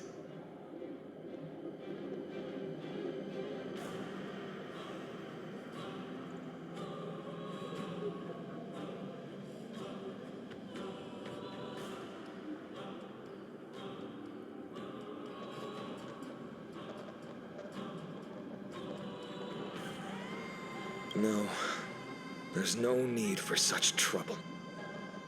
Professor Anaxa taught me more than just what was in the textbooks.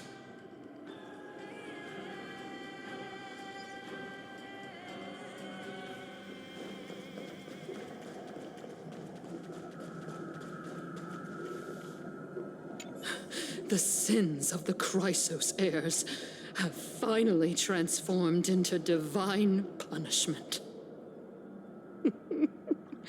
None of us. No one can escape.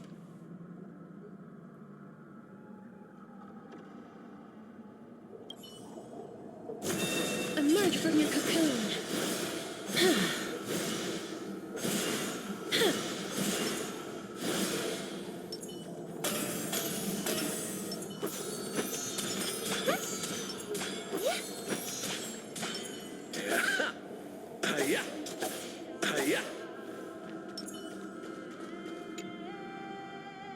During his time at Dawn Cloud, Professor Anaxa conducted surveys in various areas.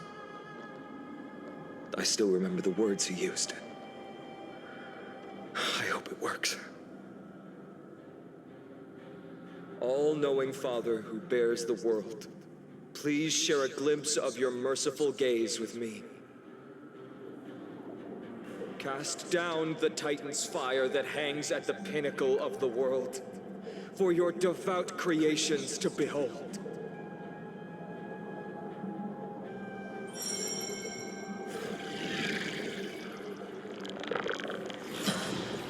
It worked.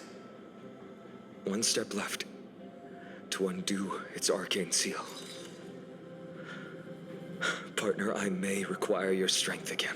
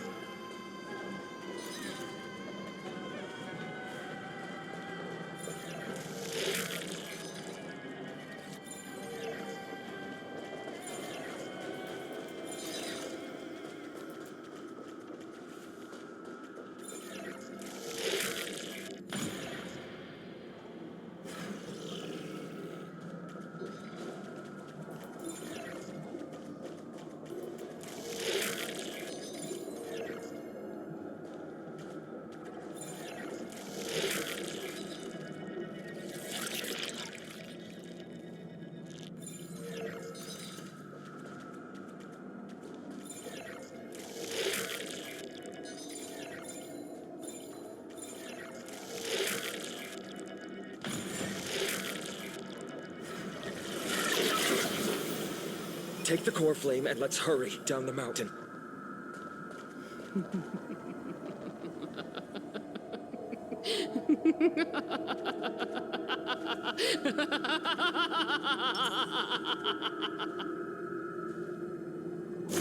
Emerge from your cocoon. Donahung, can you use the spirit water art again?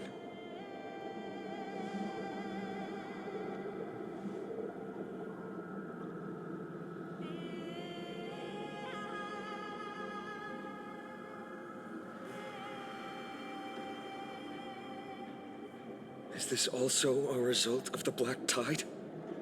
Looks like all we can do is sprint down the mountain.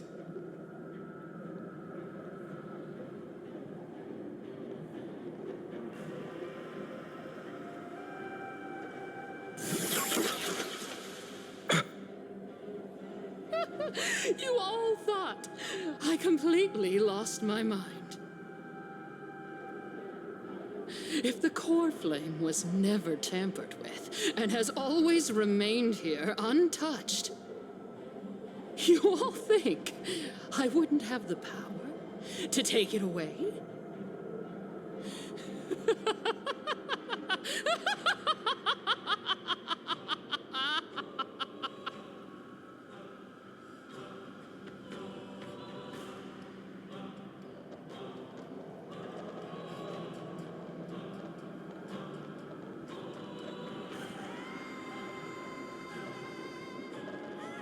Calm down and think carefully. I'll do my job.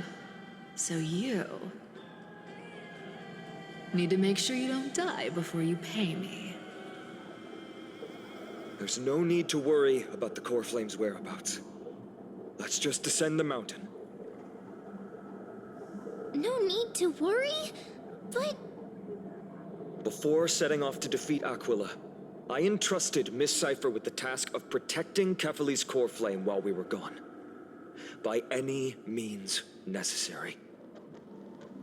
If the core flame isn't here, that means she must have done something to it.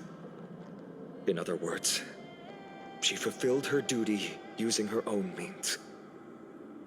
We just have to focus on getting to the vortex of Genesis, and Cypher will meet us there for sure.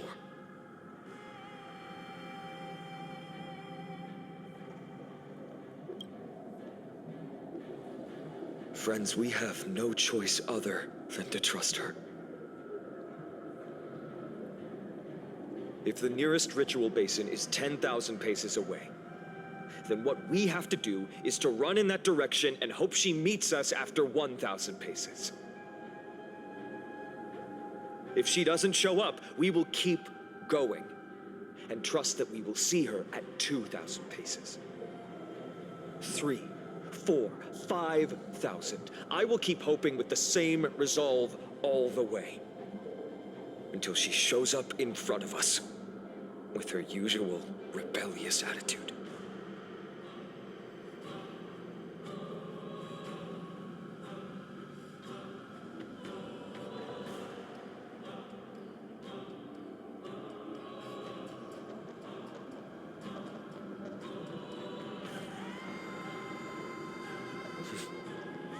She will be no exception. But before that, we must survive and break through this siege.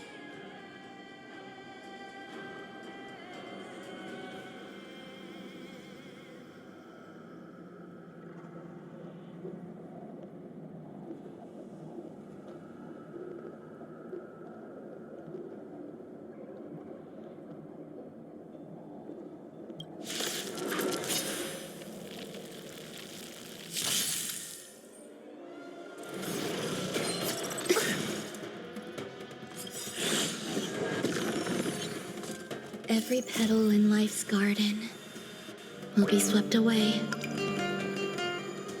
by the wind of time. Enjoying yourself? May song bring us victory. Pull together. Resonate once more. Tonight, souls shall embrace. Tonight, the stars echo because of me.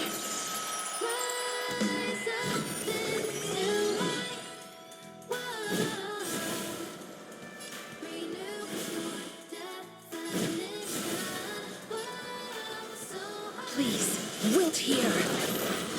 Receive divinity. Eternal sleep is not the end. The dead will return. That which is seized must be repaid. There's more to life than drawing breath. Eternal melody. Pity, you chose the...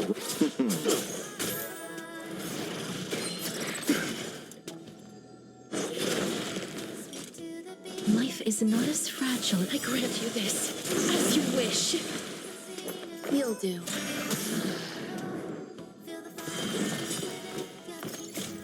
Embrace new life, Pollux.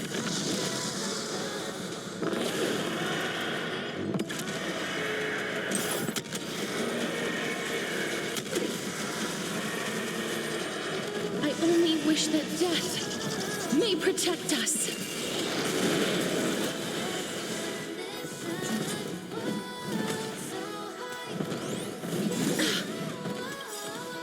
Every petal in life's garden will be swept away by the wind of time.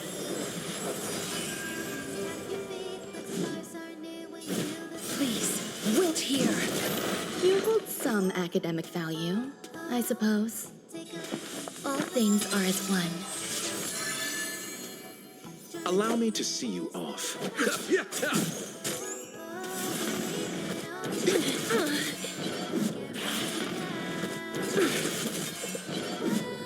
Abyss flower, bloom. Eternal sleep is not the end. The dead will return. That which is seized must be repaid. I hope for an end to strife in the world.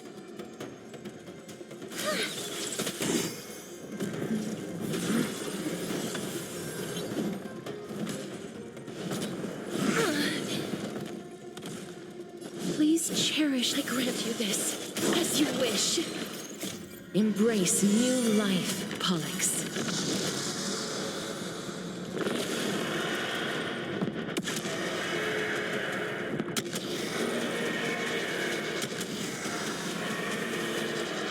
I only wish that death may protect us.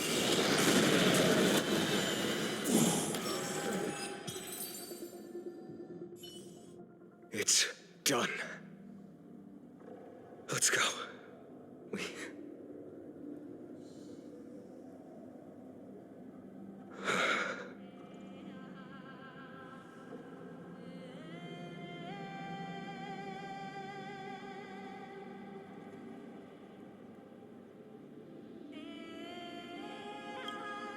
Perhaps.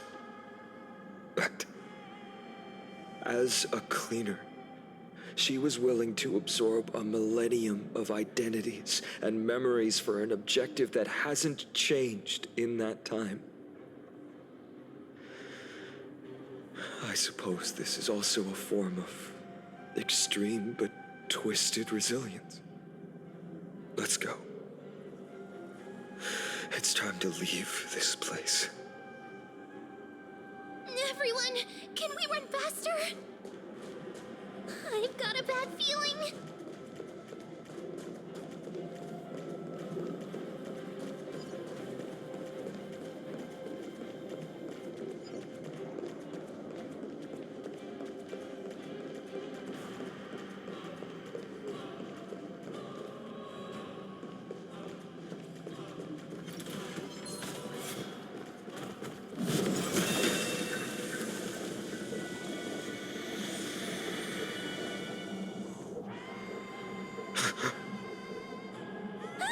Everyone!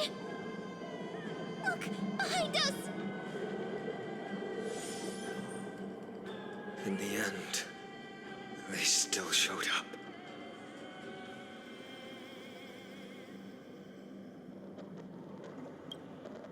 I agree.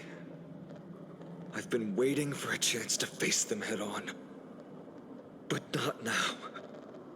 If we take the fight here, then lose, the consequences would be irreversible.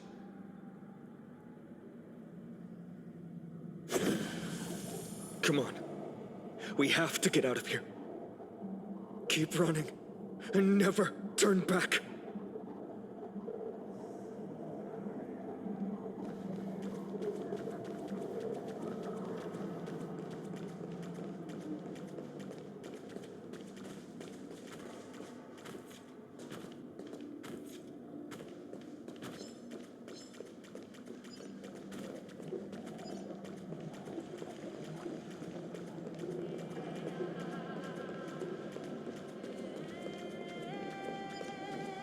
They will catch up to us sooner or later. Keep running.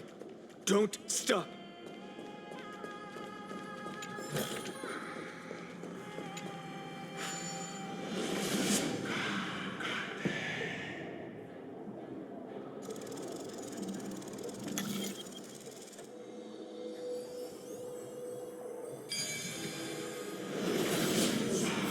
It's him!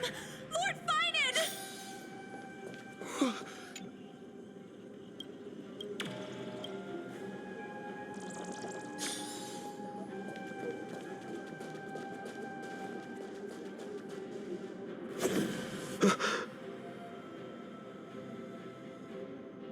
Dusk has descended as ordained. Clones, illusions.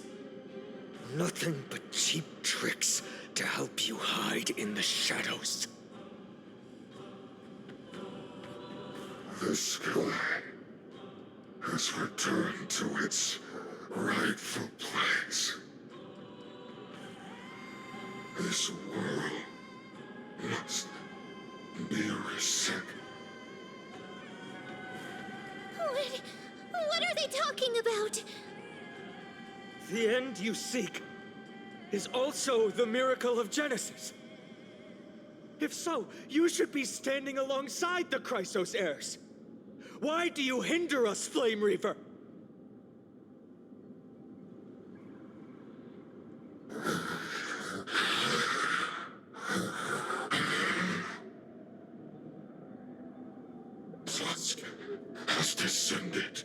has ordained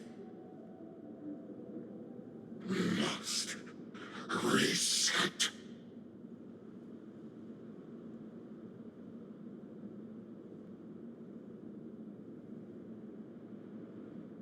The lack of reason can't be overcome. We shoulder the fates and futures of too many people. We will not fall here!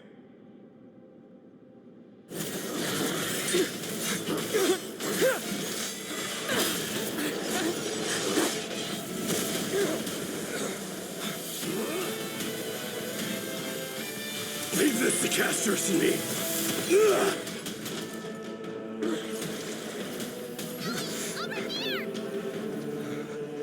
Go!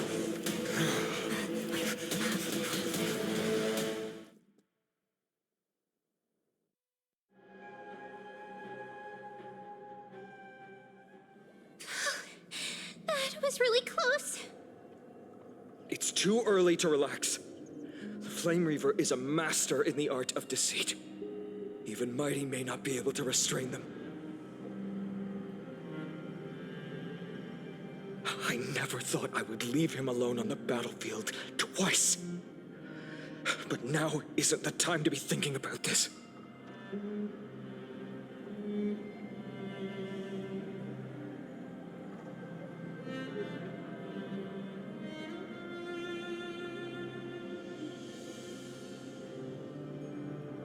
Protect us! Sky Father, save us!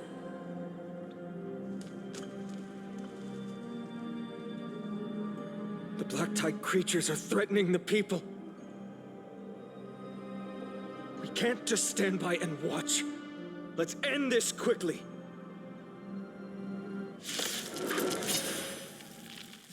That rainbow barrier. May song bring us victory. Hold together. Resonate once more. Tonight, souls shall embrace tonight. The stars echo because of me.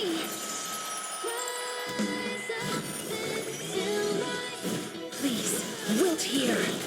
You hold some academic value. All things are as one.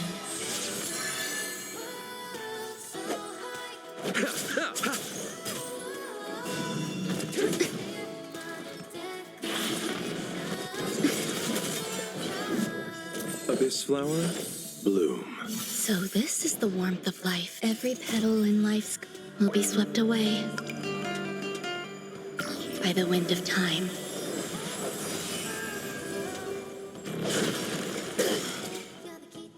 Life is not as I grant you this, as you wish. You'll do. Allow me to see you off.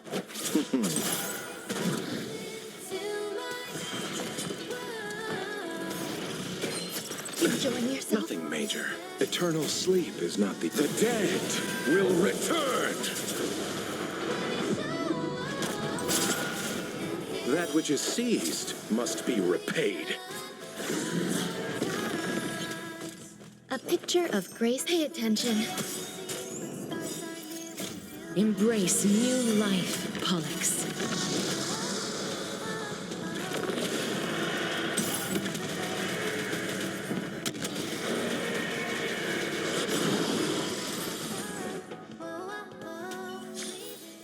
May wandering souls find their own way out.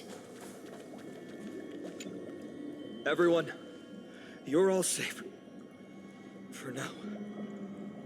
Thank you, Lord Finan. It is someone else who deserves your thanks. Those black tide creatures just now couldn't breach this barrier. This energy feels familiar. Like the luminous arts that Hyacinth uses to treat people. But it is much more powerful.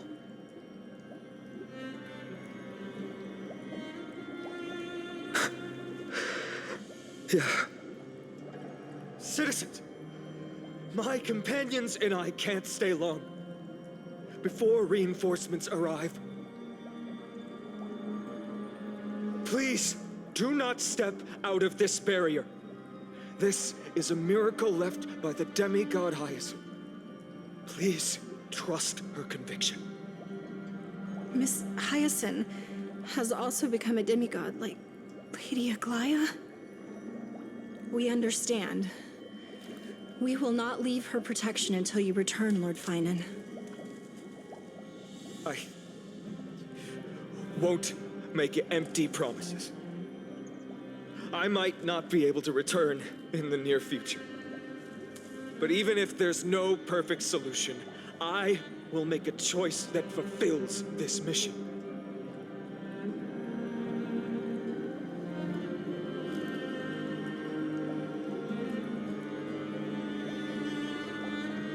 We trust you, Lord Finan, no matter what choice you make.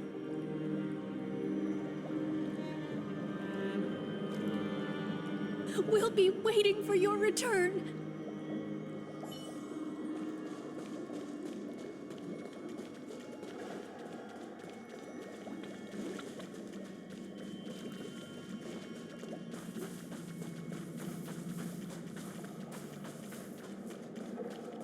The people in the market must also be suffering. Cartonis! Quick, let's go check on him.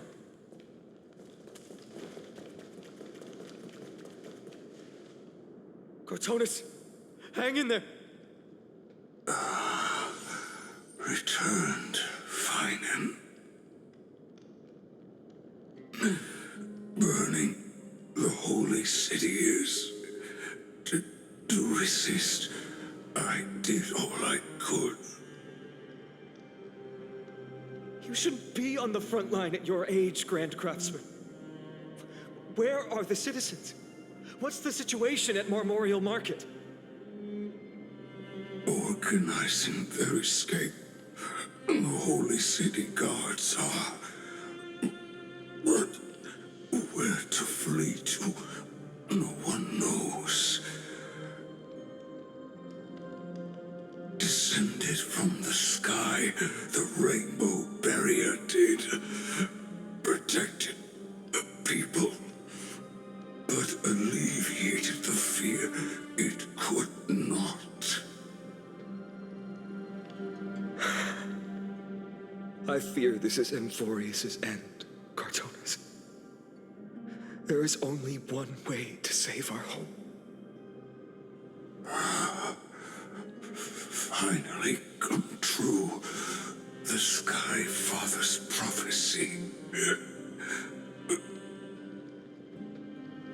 Go for miracle.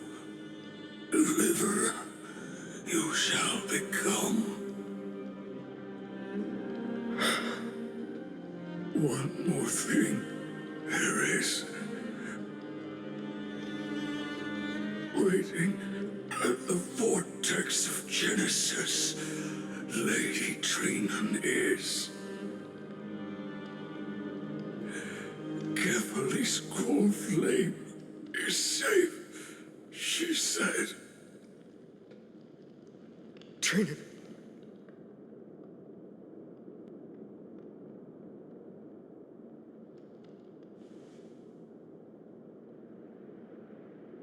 Urgent. The situation is. Leave them to me. The monsters. Died. I should have kept me here. The power of the rainbow light did. But if destined, inescapable death is, why not leave behind some glory? You've been forging nothing but glory your entire life, old friend. For others, and for yourself. May you never see the slightest glimpse of war in the New World. Farewell, Grand Craftsman.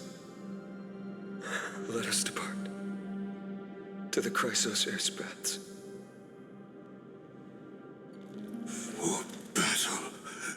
These hands were not meant. But if to protect the holy city's future, they are needed. To the final moment, I will fight! Cartonis said that Trinan had news of the core flame. As expected, Miss Cipher did not fail her mission.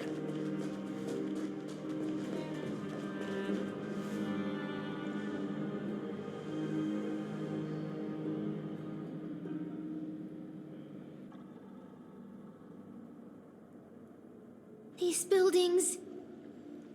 I can feel it. Their memories are dissipating.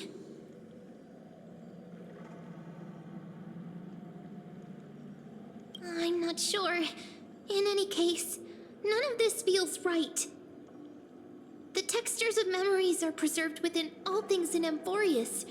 Even a single brick or tile holds countless traces of the past.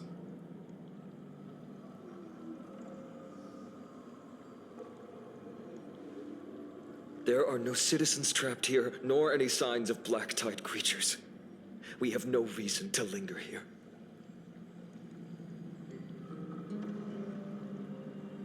Let's head downstairs. The bath chamber isn't far away.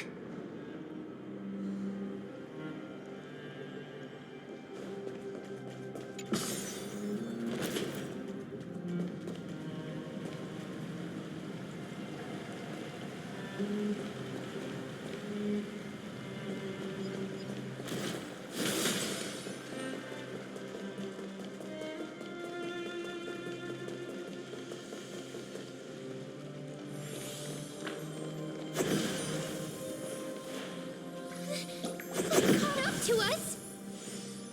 Don't tell me that Mighty...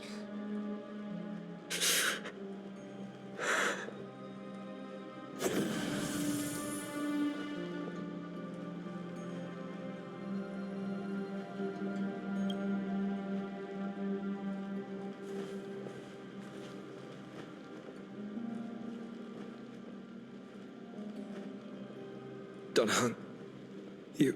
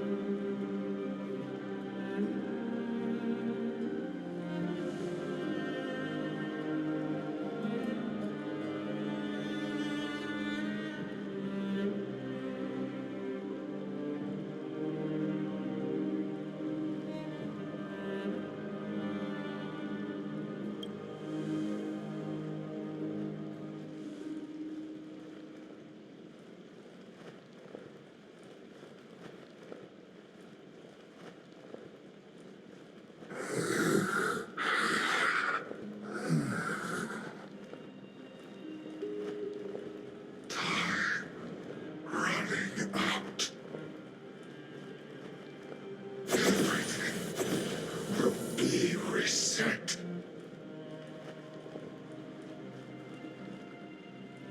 You better keep your word, Dan Heng.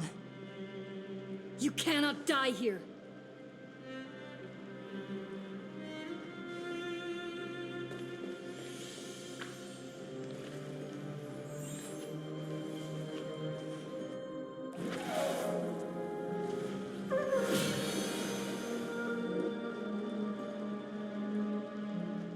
This power, unfamiliar. Who are you?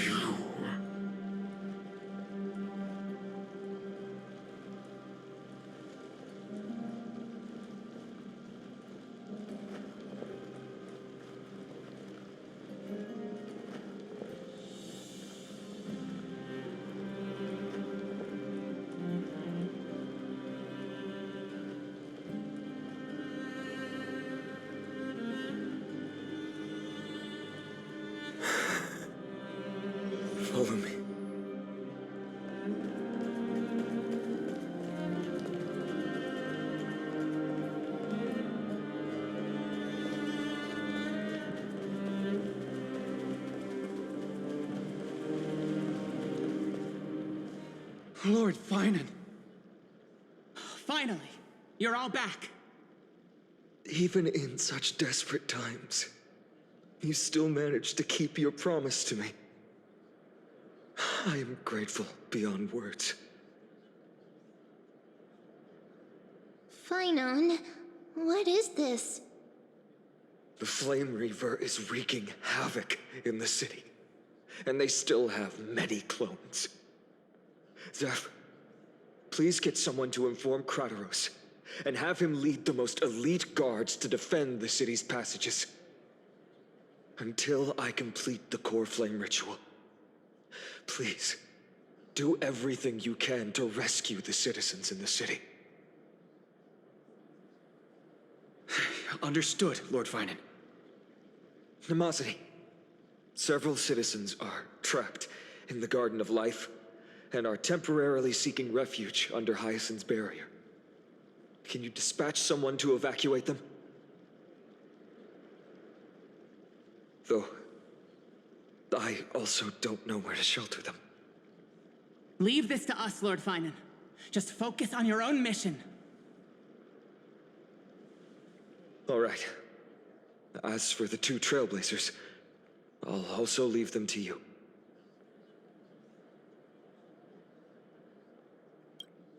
My apologies, partner. I acted on my own this time. I prepared for the worst before the fight against Aquila. Even if there came a day when Akima was taken by the Black Tide. As long as we defeated Aquila, lifting the sky's curse, you and Donna Hung would at least have a chance to get home safely.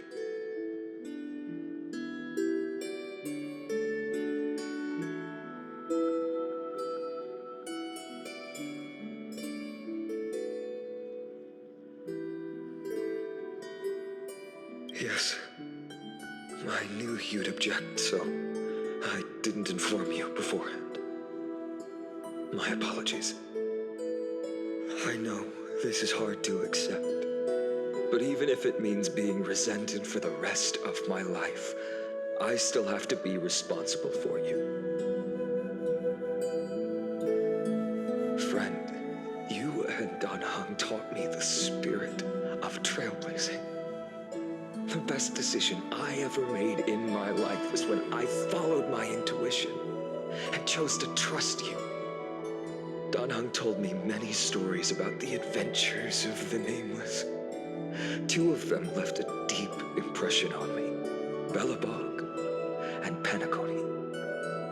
The first story taught me that the fate of a world should be in the hands of its people. And even if the Nameless are willing to risk everything for an unfamiliar world, in the end, you still have to embark on a new journey and go to the next world that needs saving. Because that's your mission. The path you follow. In the second story, Danang told me about the few Nameless who sacrificed their lives for the prison world. I know very well that the two of you are willing to make the same choice for Amphorius. After hearing those stories, I made up my mind. I won't let your journey end here. Somewhere beyond the sky, where Amphorians have never reached, there are many people waiting for you to come home. The prophecy has always remained shrouded in ambiguity.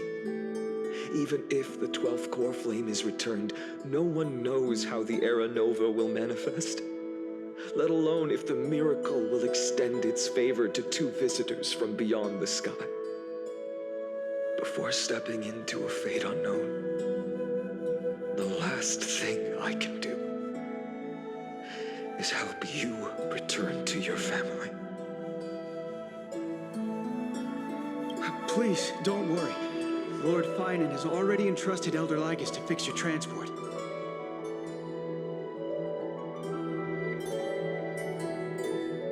Lady Trinan's Sentry Gate is open on the main street outside Akima's walls.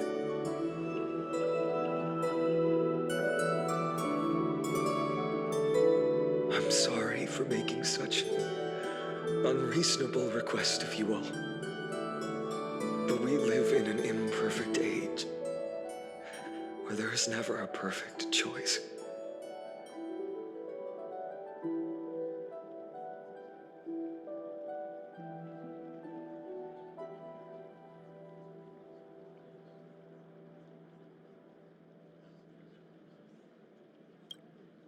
Every one of us has the right to make our own choices.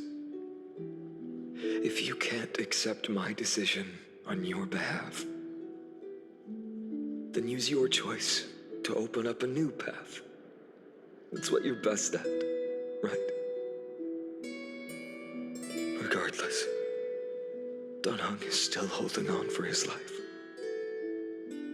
Don't keep him waiting too long, partner. One day, I hope we will reunite under the constellations.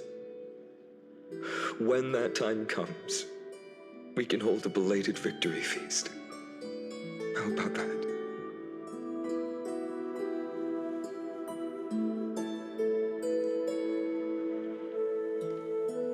The spirit water has dried up.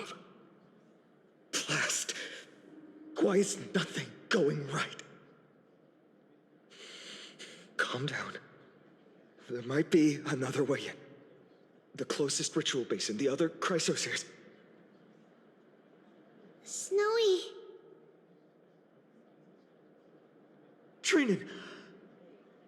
I thought you'd be waiting at the vortex of Genesis. Are you all right? When Akuma's night descended, all the spirit water dried up along with it. We anticipated that you'd be on edge, so we came ahead to wait for you. You've always been the ones who knew me best. Kevali's core flame. You know where it is? Yes. Little Syphi protected the core flame well. No one would be able to guess where she stashed it. Bartolos, you can come on out. I don't have to pretend to be an envelope anymore! That was suffocating. Bartolos? What in the world? Hey, you better watch your tone, brat. That core flame that the entire world is after is currently nestled in the depths of my bottomless tummy! This certainly was unexpected. Huh? Your reaction's too composed. It's completely different from what I was anticipating. Bartolos, Snowy still doesn't know the truth behind Akuma's eternal daylight. Ah, you're right. Well, then you'd better strap in and listen up, brat. That girl Cypher spun a grand lie that deceived all of Amphorius. She tricked all of you into believing that that giant ball on Kefali's back would cast light over Akuma forever.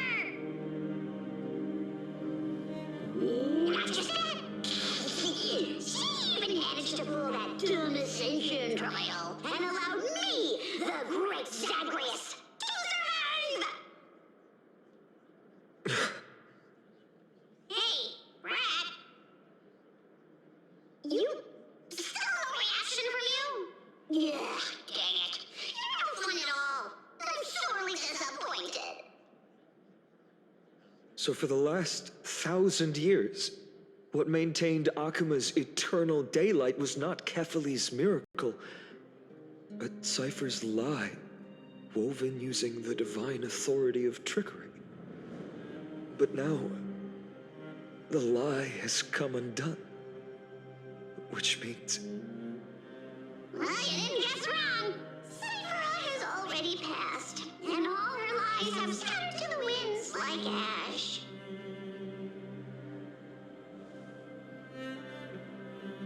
But you just said you, Zagreus, relied on Cypher's lie to keep living. If she is already... Guess you're not as smart as I thought, Pat. Don't forget, I'm one of the 12 Titans of Emporius!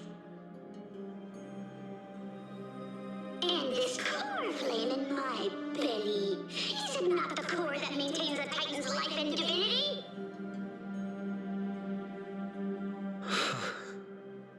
So, you're going to hand the core flame over to us?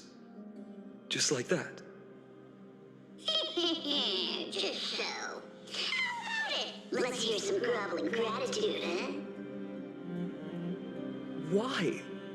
In the myths, Zagreus was the most cowardly and shameful of the Titans.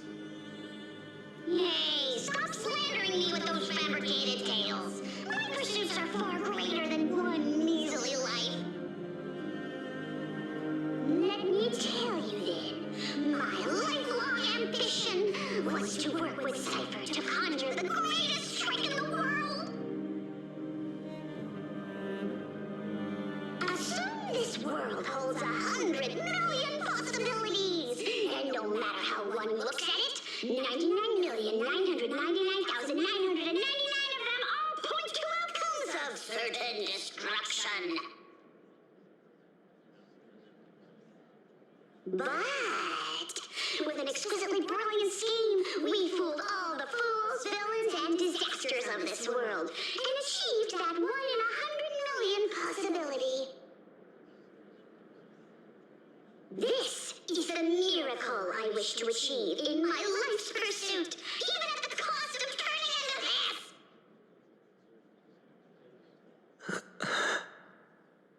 Take the core flame with you, brat.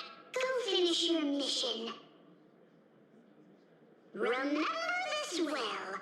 What saved Emporius wasn't the grace of that simpleton Catherine, nor was it the babbling of that child Oryx. It was the divine power of me, scorned by all, and the millennium-long lie of a cat-eared thief.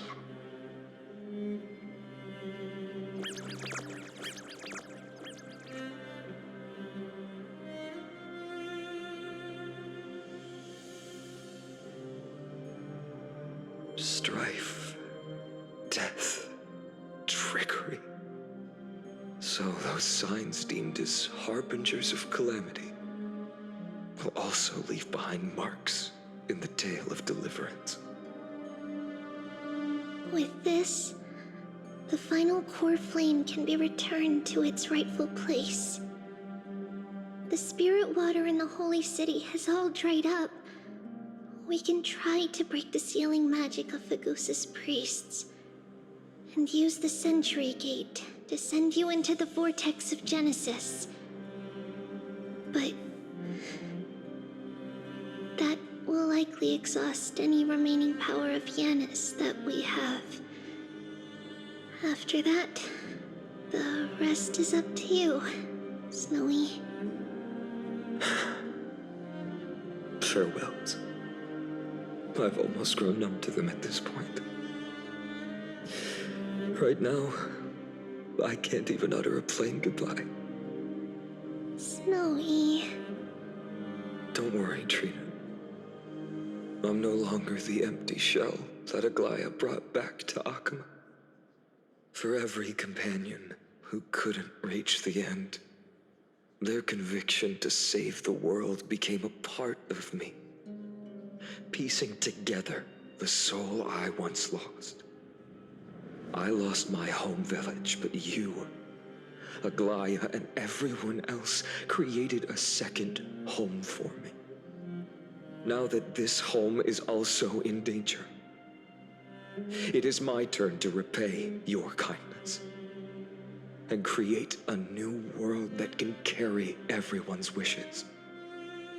I hope that in that new world, a new sun will rise, bringing one dawn after another to all. Snowy, you've grown into the person Aggie always dreamed of. Indeed, we don't need to say goodbye here, because Even without the prophecy, we have the confidence to say, you will become that rising sun. And all of us will see each other again tomorrow.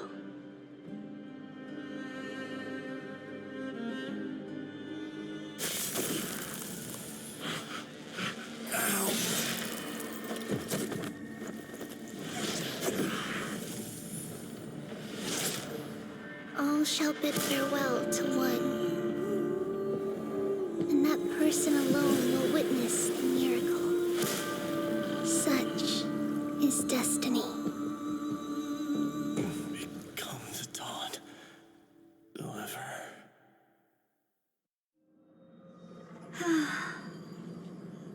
Burning skies, shattered statues, corpses strewn everywhere. What a mess. If this is what the inside of Amphorius looks like, it's truly shocking. To be honest, I was initially skeptical, but right now, I'm starting to see your point. Screwy. If that's the case, Herta, do you now have enough reason to believe my conjecture about the true nature of Amphorius? Let's not expand on that topic just yet. That Intellitron, Lygus, was it? He's not completely dead. That was probably a fake body. Something behind it is still defying us. I must admit, even if both of us worked together, it wouldn't be a simple task piercing through its defenses. For now, we can only observe this world as bystanders. I knew we should have brought Stephen along. No wonder the Garden of Recollection wants to work with the Astral Express. Without the power of the Trailblaze, it'd be impossible to unearth this place's secrets. But in the end, the garden emerged unscathed, and it was the Nameless who got burnt. Curiosity definitely killed Aki. That big guy over there, the black ball spewing meteors, you think it's got anything to do with the Lord Ravager? Alas, without sufficient computational power in the stream projection, I am unable to analyze the path energy.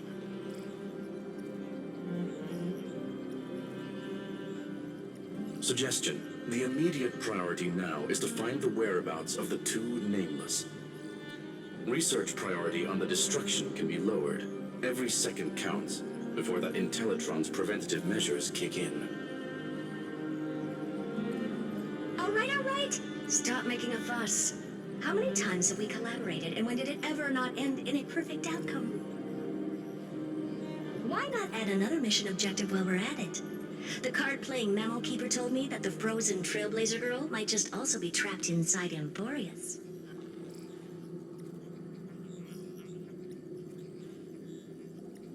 If time allows, I will also investigate March 7th's whereabouts. Herta, do you hear that? A wave of desperate cries from the heart of the mountain city. The lives there are undergoing intense suffering. Conclusion. The butterfly has already flapped its wings, and an impending storm closes in. The Nameless are important allies, and you and I have matters to attend to, Herta. I beseech you. In moments when a choice needs to be made, one must not be distracted due to personal interests. Of course I know that. Fate really is a game of dice, Screwy. Who'd have thought that thing once sowed chaos across the cosmos, causing the Intelligentsia Guild to splinter and disintegrate? It wasn't until I cracked the solitary waves theory that its lingering effects were put to an end. Yet, in a forgotten corner of the cosmos, one slipped through the net and remained operational. And it was this machine that eventually became the cradle for the birth of a certain Lord Ravager. The source of Amphorius' tragedy is an Emperor's scepter that survived to this day.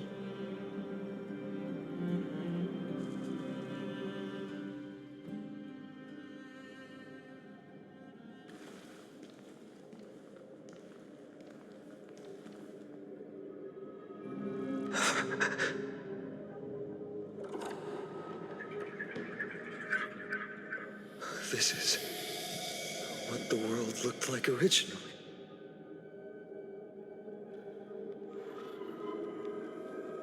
And what are you doing here? Answer my question, Lycus. Ah, another hero has arrived at the Vortex. I can no longer remember how many times this has happened. The author of each epic, as the prophecy has foretold, stays their pen at this point. Just like each cycle of the extrapolation, in accordance to their primordial design, ends here.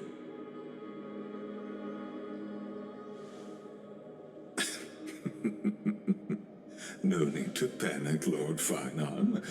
I stepped into this space purely for one purpose: to witness the prophecy's miracle of Genesis.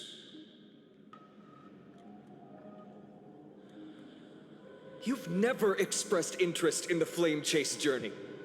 When my companions and I ran, bled, and sacrificed for the core flames, you never so much as lifted a finger.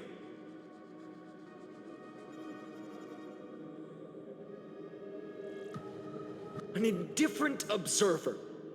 An anti-Catharan who's neutral till the end. Why would you suddenly express concern for the Chrysos heir's mission?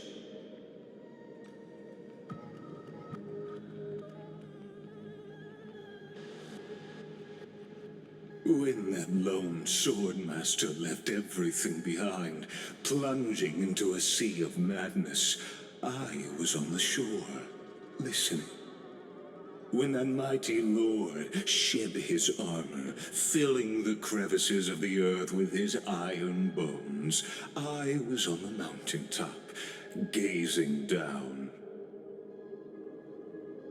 Across 1,000 years of the Flame Chase journey, I have witnessed the ardor, resolve, division, and unity of the Chrysos heirs with mine own eyes.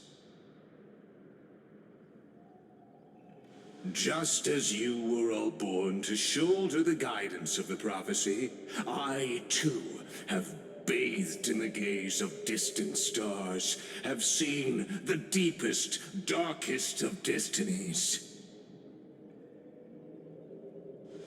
I will become the most loyal reader of the epics, a spectator voraciously consuming the valorous deeds of you heroes.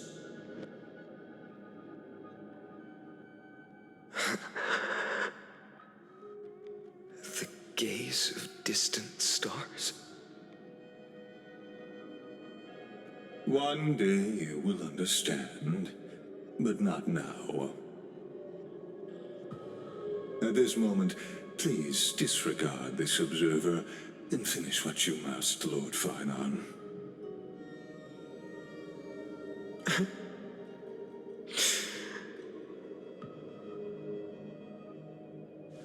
I once believed that as long as I chased the flames relentlessly, the fog before me would clear, and fate would reveal its truest form. But along the way, they, all who passed, never once received the justice promised by the prophecy. I have perceived. Outside the vortex, the world is collapsing, and the children of humanity are crying. But you, Lord Finon, will bury the old world with that core flame, bringing all things into a gray unknown.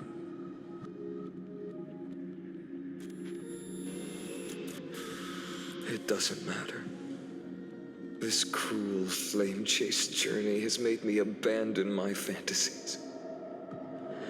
The future is not a paradise with a gentle west wind, waiting for us to step in. If what lies ahead is a mass of chaos, I will tear it apart.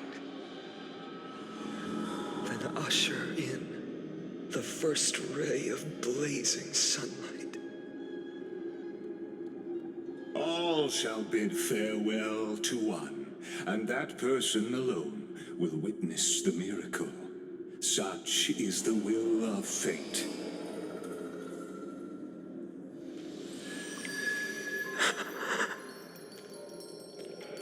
Yet this time, will an epic with endless cycles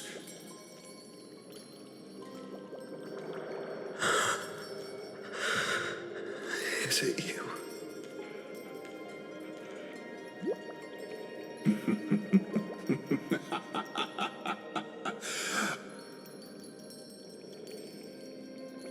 turn a new page?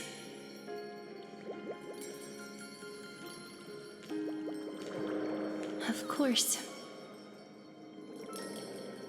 This will be a romantic story like none that has come before. You think so too, right?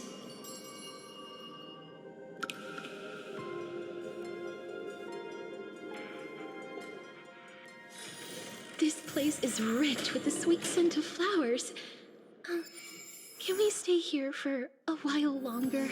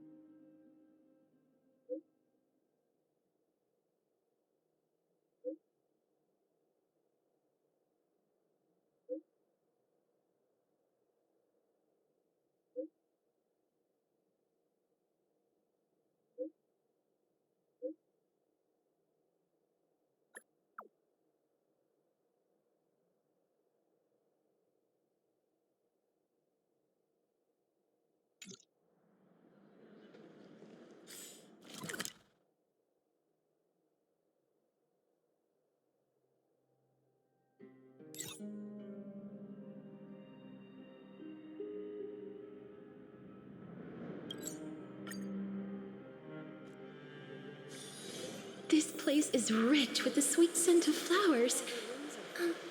Can we stay here for a while longer?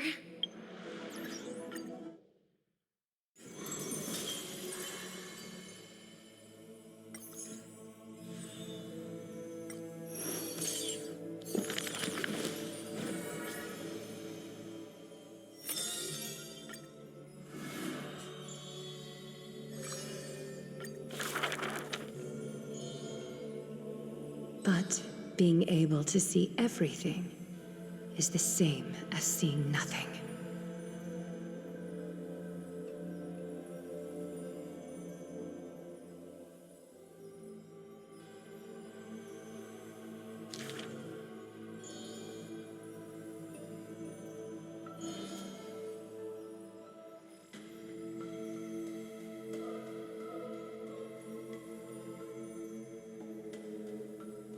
I heard that the Golden Goddess also likes to visit the baths.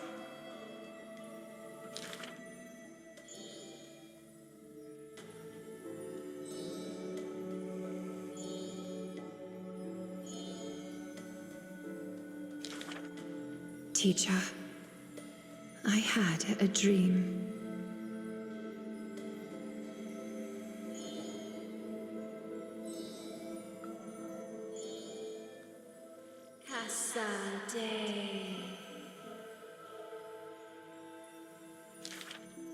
The dawn device is always glittering, and birds are always chittering.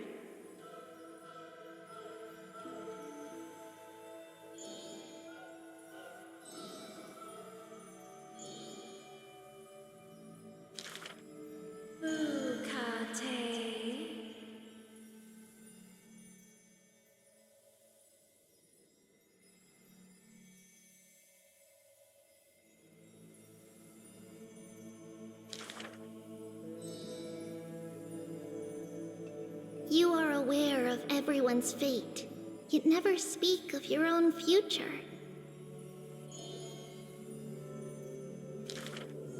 There's only one future for silken threads.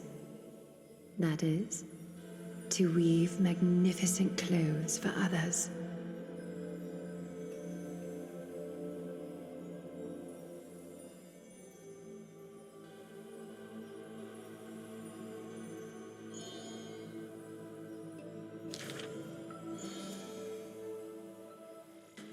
The one that wears this elegant attire in the future must bear the weight of the silk threads.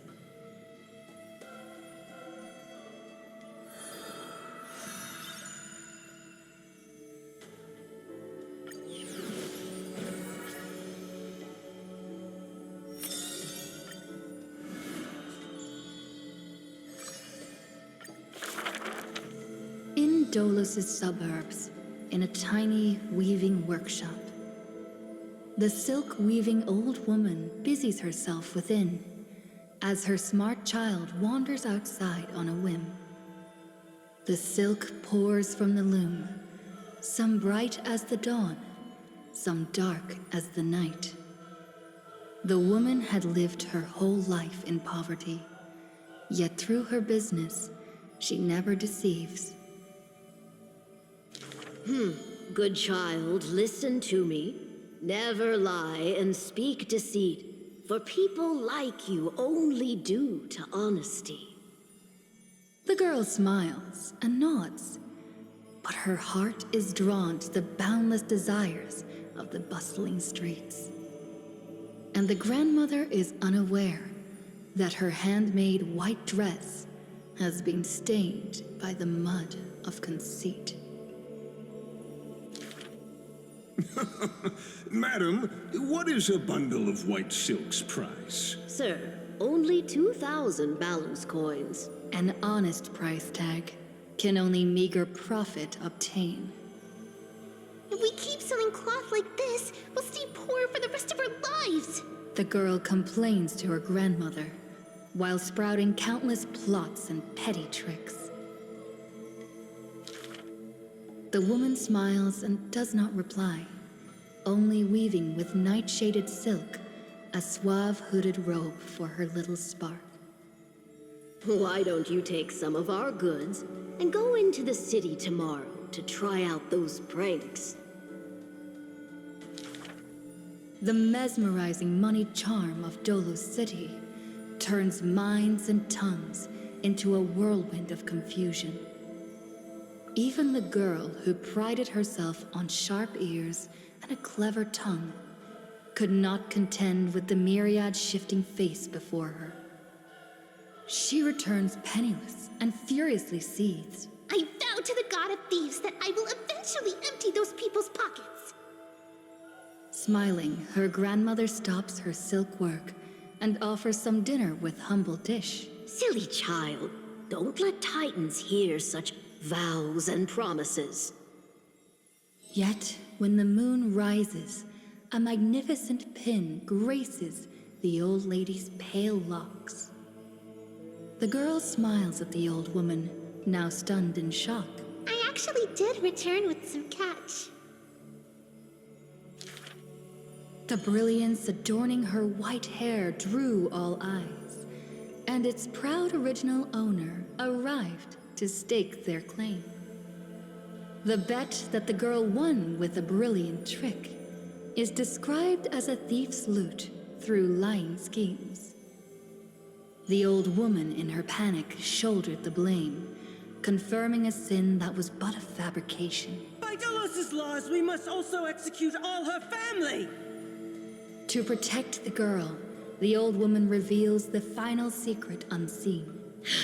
She's not my family, but just an orphan picked from the street on a whim.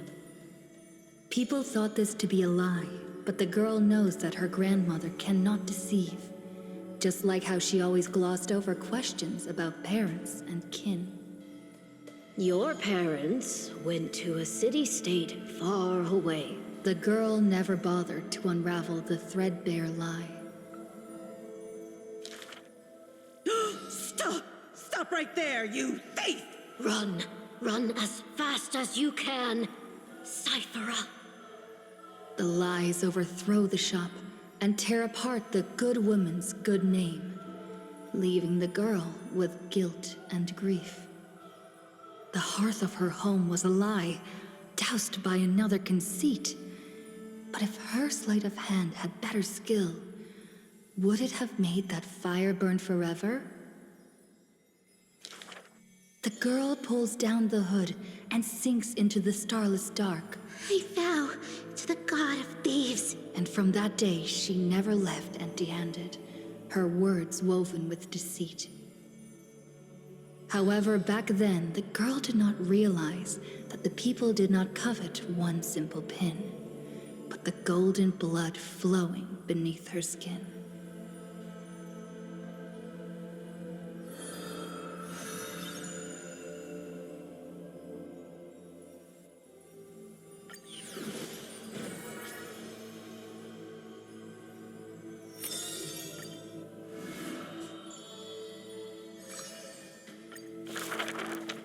This world may contain thousands of ills, but the number of sufferers is countless, like ocean-going sails. The father and daughter who inherited the sky wander this land's paths, and throughout the cities, they heal the unwell. Heirs of the sky who once reveled in martial might, why do you now soothe the world's blistering blight? The doctor responds with a smile as he cures the injury's agony. Father, why did our ancestors revel in warlike might? Because they only have a sorrowful past of lamenting wails. Then why are we here, soothing the blight? Because we have a future that needs protection still. The priest who parts dusk from dawn collapsed the sky and sealed her wings, and dwells in a place where time itself mends, bearing the promise to return to the Zenith Supreme. This is the Twilight Courtyard's story. And the father tells his daughter the tale of their line, next to the bonfire, lit in the wilderness where winds pine. Though he had told the story many times before, a light in the girl's eyes still shines. Maybe I will return to the sky one day. Or maybe that is not to be your fate. The blessings of the sky were passed down through generations of their heirs. The brawn of the Titan who molded stars granted a boon fitting and fair. Perhaps the girl with heroic blood in her veins will be accompanied by thunderbolts and the sun's merciless glare. Childishly, she recited the words, "Oh, sky, heed my wishes." And thunder and heat did not descend. She only saw a sliver of gentle warm flare, wiping away mortal exhaustion and others' tired airs. What a gentle blessing! All said that she must be a savior saint, bringing light to the land, even if faint. But where the girl's eyes often gazed was the wine-dark sky, gloomy and bleak. The god is also sick. That grand longing to save the world may be no more than the girl's feeble dream. But her father treated it as his greatest treasure and taught her all the ways of potions and creams. That girl therefore always accompanied the gentle master of healing and repair. And she brought glowing faint light to the night, dispelling pains and mending the world's pitchy blight. Father and daughter often rested in the silent courtyard under the giant tree. Yet today, at that place, only one solitary figure can be seen. On that night, the healer spoke to a visitor throughout the night. On that morning, he bid farewell to his daughter for the first time. He will heal the ill at a faraway place, where the end of days approaches, and no family of his should follow. You have learned the craft of healing and understood the blessing, but a light more radiant still is needed to heal the entire world. The departed healer never returned, and the girl never left. And that rather lonely courtyard stayed silent as it was before.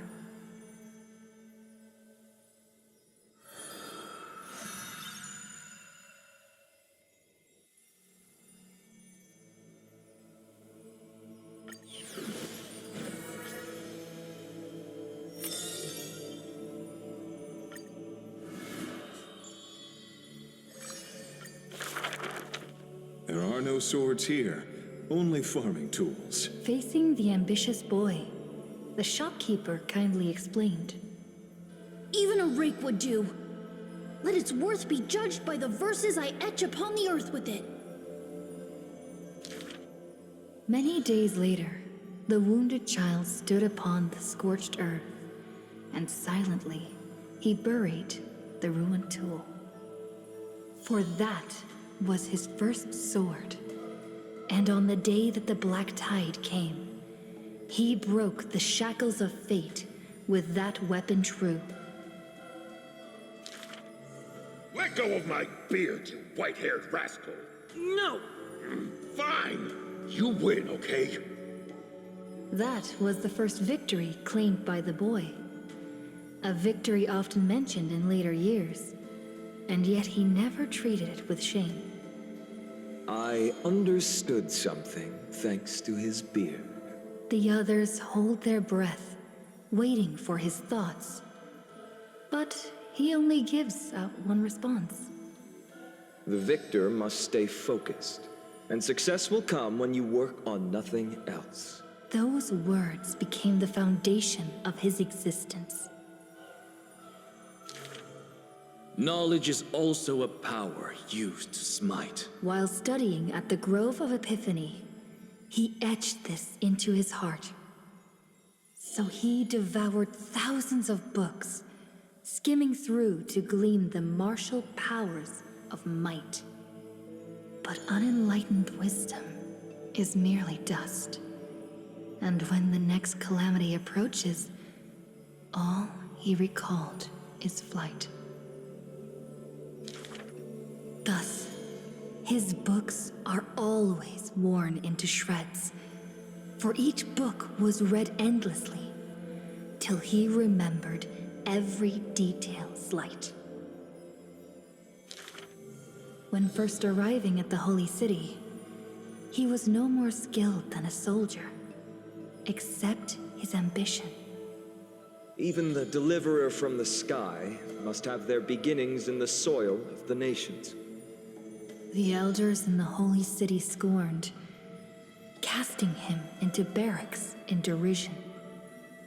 But none expected this new recruit of unknown history made his name in one mission. Some asked him, which teacher caused such improvement? He answers with countless names, including the Inquirer's own. Only one who treats the world as their teacher can bear its eventual destiny. Those with golden blood are bound to succeed. The golden heroes are born as gods, beloved. Such words echo in the man's mind. Yet he knows glory is not where the journey begins. He misses the buried rake, worshipped the enemy with the long beard, mended his tattered books, and polished the barracks' dust-covered gear. What forges a hero is not destiny from above, but the long journey that follows. Now he stands here and looks back, and his past twists into a winding path. The long road to the sky stretches ahead, and towards the blazing white sun, he pens down Deliverance's name.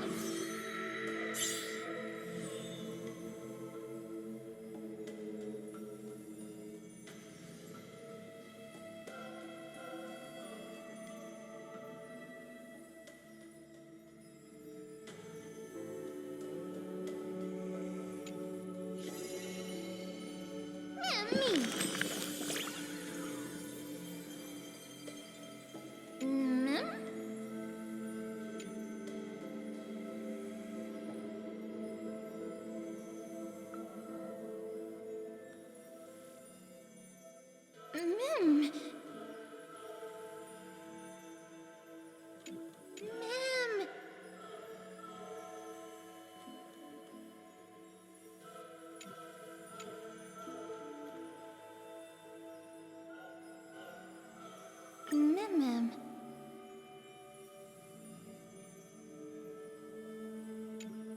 Mem.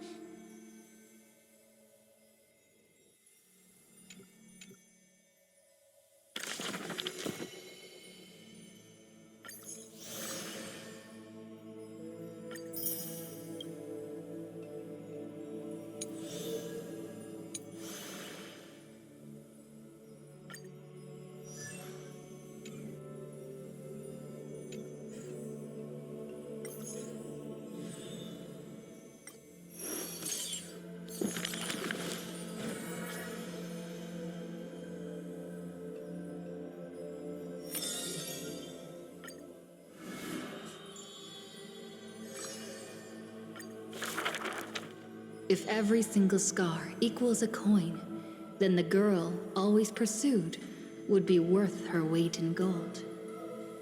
Deception, theft, and night heists, but her nerves failed her when it mattered most. The girl clutches meager loot to her chest and escapes, muttering curses bearing her pain. We're head on. I definitely win next time. She always longs for the coin of Whimsy's blessing and creed. Yet the coin in the air always suddenly disappears, as if in reply from the Trickery Titan. Day and night flow, and the thief star makes circles across the sky, while time molds the girl into an adult. The cloak once used to conceal her entire body now only suffices as a hood that barely covers her fringe. No matter. These days, I have no need to hide. With a confident stride and a silver tongue, her perfected fraud, thieving every opportunity as a result. And at curtainfall hour, those treasure-seeking steps fade into the moonlight. When she appears again, her arms are laden with money's weight.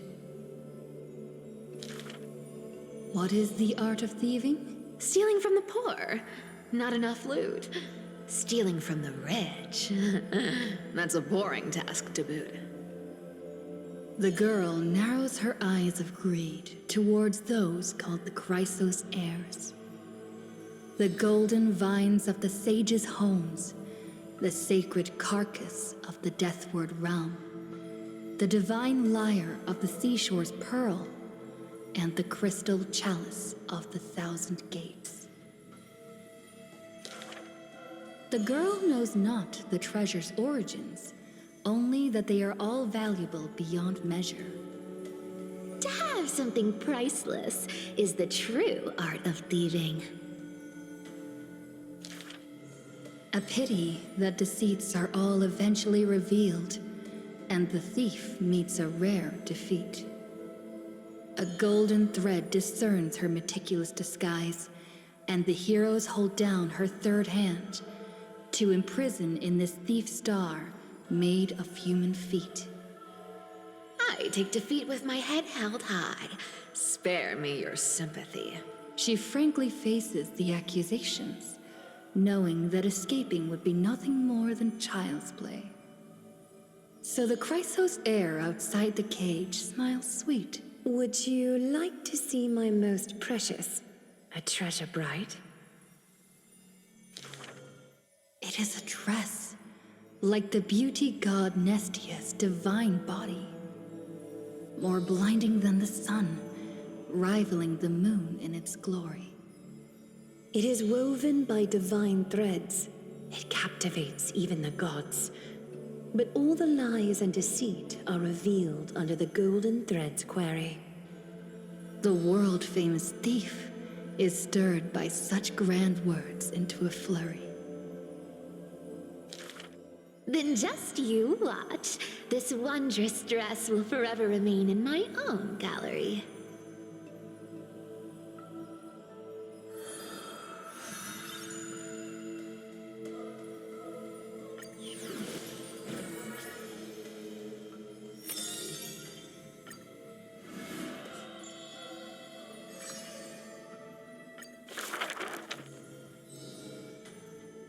I fear.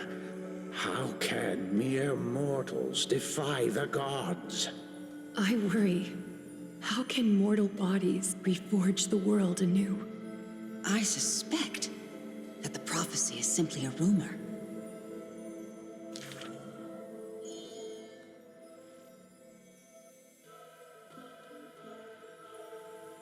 Hearken to the sounds that the doors whisper. Overthrow the gods, it declared.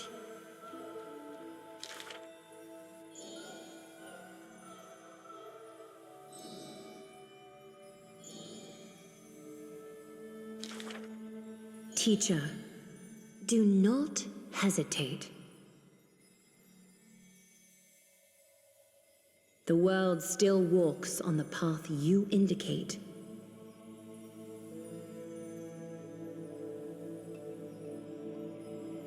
Restore the core flames, it declared.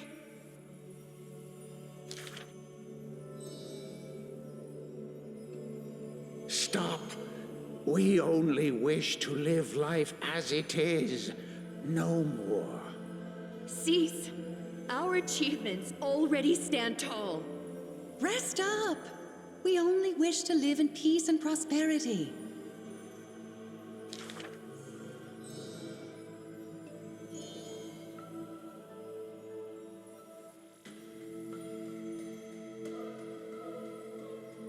Hearken to the sounds that the doors whisper.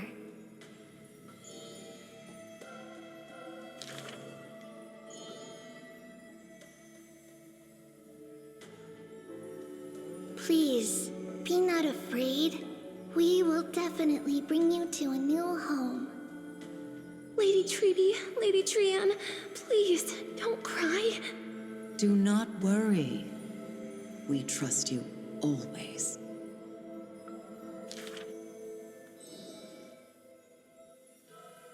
Bear the divine authority, it declared. Quiet Trinan has little to say. Lively Trianne loves to play. And well-behaved Treeby roams around all day.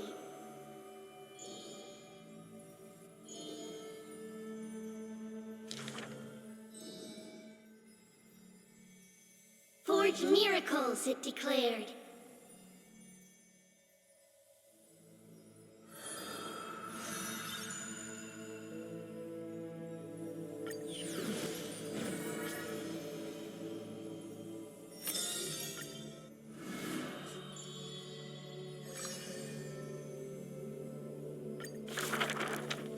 A good student, who often did stupid things. Was the assessment from the Litophagist sage.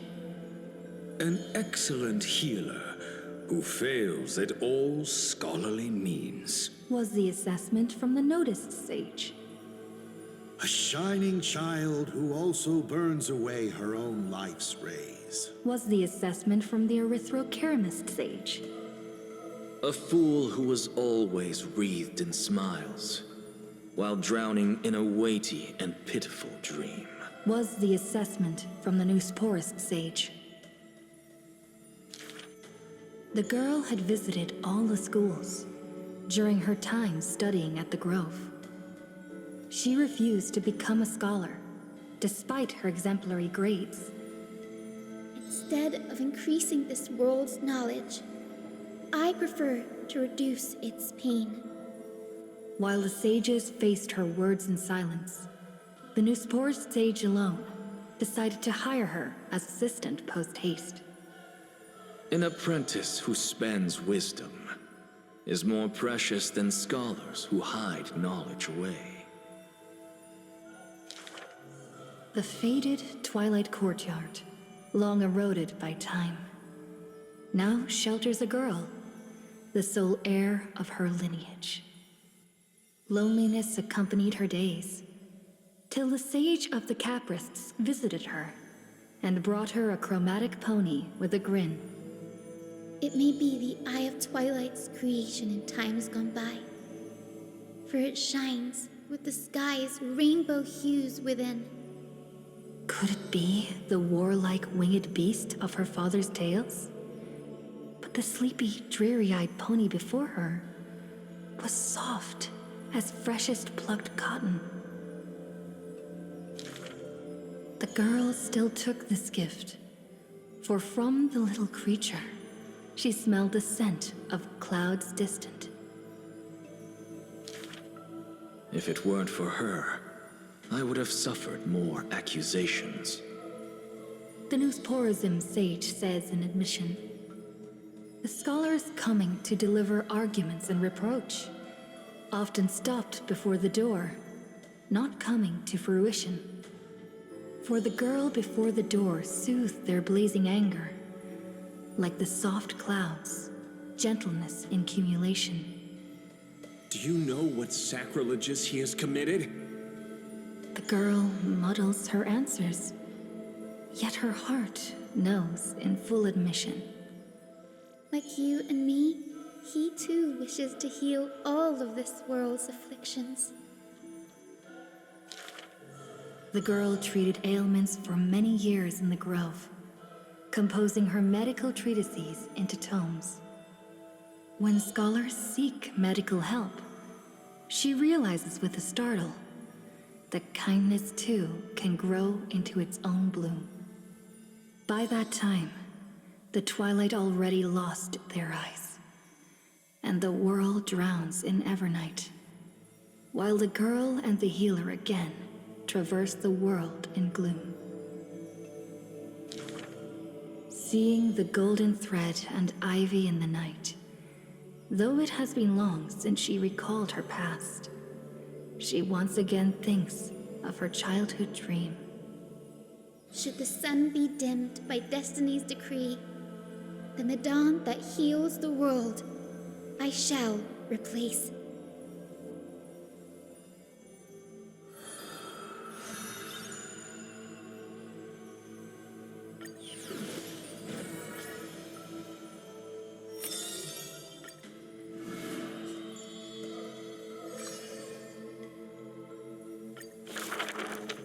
On the day that the grove fell, he accepted his defeat and demise, as if embracing truth and heresy.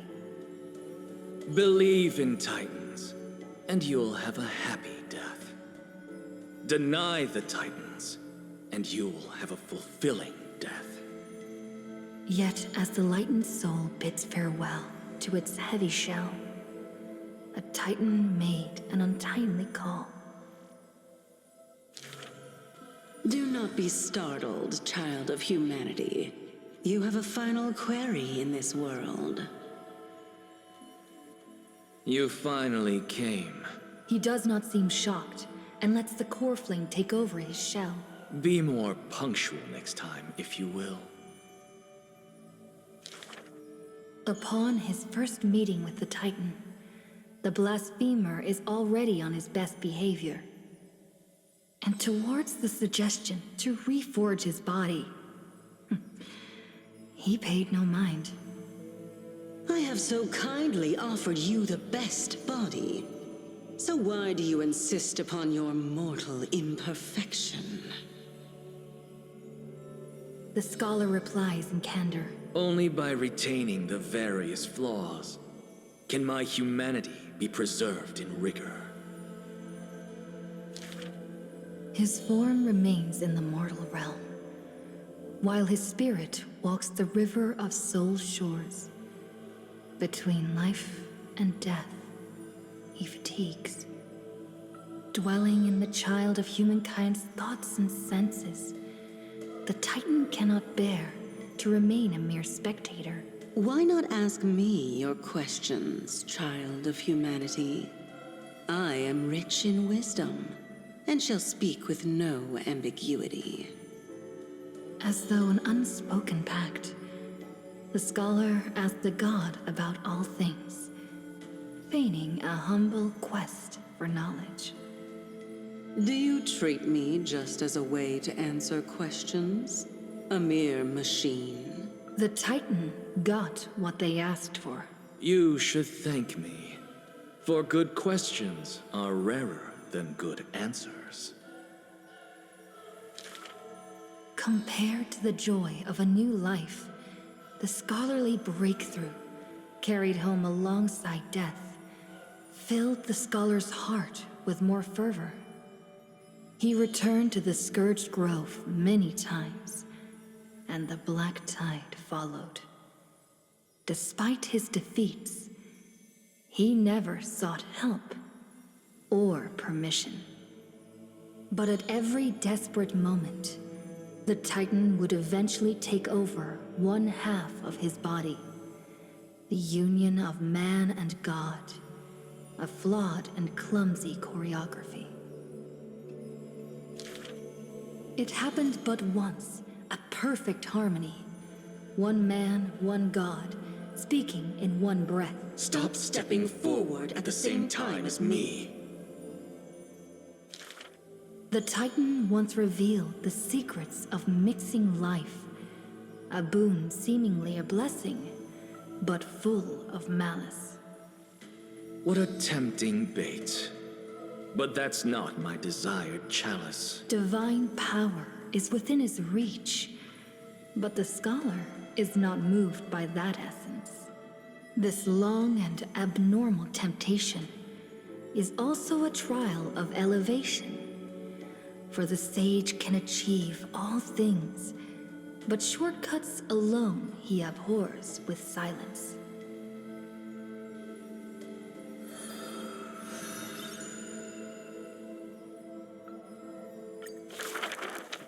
Teacher, in this tumultuous world, have you thought about your will? It was just a joke, but the scholar still at the grove answered with extreme caution. He has much to say about his posthumous affairs, exhausting all, fearing the smallest omission. Teacher, could it be that you fear death? The assistant asks in concern. It was a question needed, yet he gave no direct reply. Philosophy is the inquiry into death, and I have always considered myself a philosopher. The assistant recounts all the scholar's final wishes, each mighty as a mountain, asking what seemed impossible. The tombstone must be made of my treasured rare stones, carved with Dromus patterns. But that stone is a miracle of alchemy. Tough beyond measure, no chisel could have shaken. That's also his plan. The assistant softly reveals the hidden plot. He hopes that instead of shedding tears over his death, we will find it in us to smile, even in a moment of sorrow.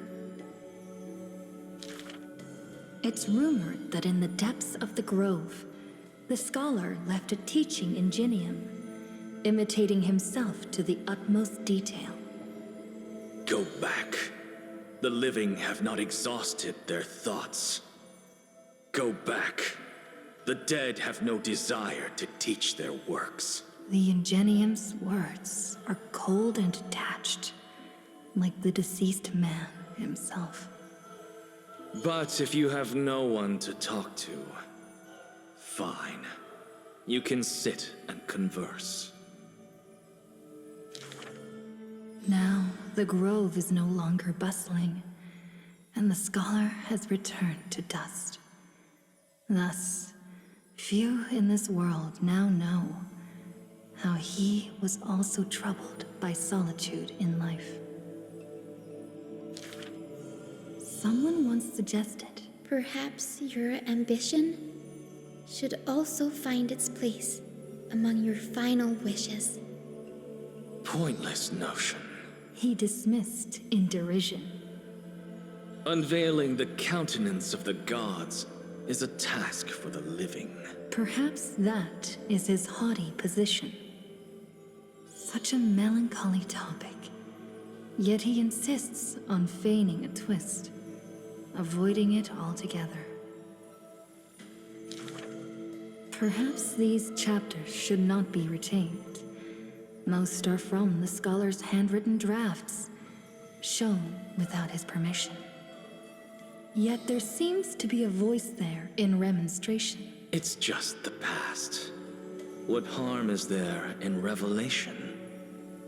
Even in passing, his hubris still resounds in reverberation. The smaller a thing is, the more it shows its weight. The more foolish my name is, the more glory my achievements will be in comparison.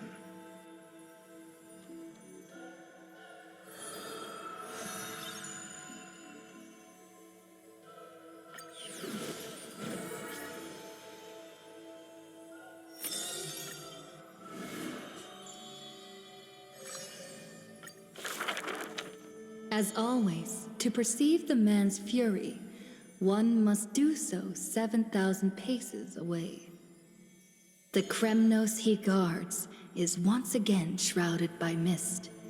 Rust, blood, and fire are the ceremonial ode to the demigod. There is no one to witness or to give cheers of glory. The final Kremnos festival goes on without end. The victor shall embrace death and silence, and his glory will only be remembered by the defeated array. For that man, laws and seals no longer have meaning.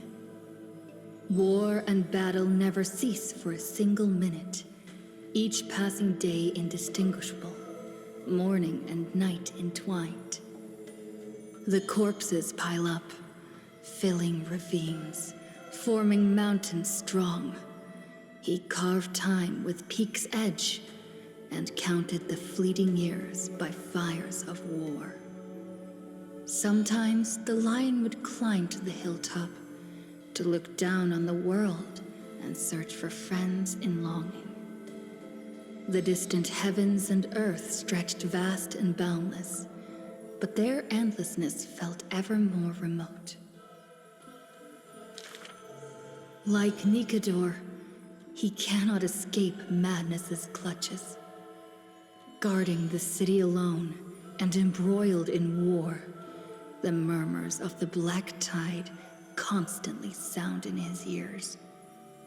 Yet a flame soars up his chest every moment, casting a light upon the indomitable path behind him.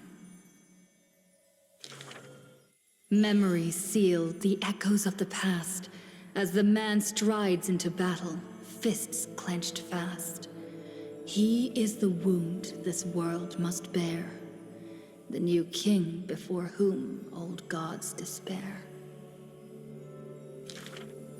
As stated in Idonia's poems, humans are born with eyes closed to accustom to this world's light, and their sight fades in old age to reacquaint with night's anthems. But the man did not bow to the decay of time, rejecting the lure of death's call. With each return from the brink of death, his eyes burn with fury, fixed upon his foes, until everything suddenly faded away, like a surging black tide, swallowing all into nothingness. The world dissipates in the roiling black tide's requiem. Even the lion will one day die, a departure with no way back. With a sudden fall, his pierced chest hits the ground, and slowly flowing into the underworld is his golden blood departing his system.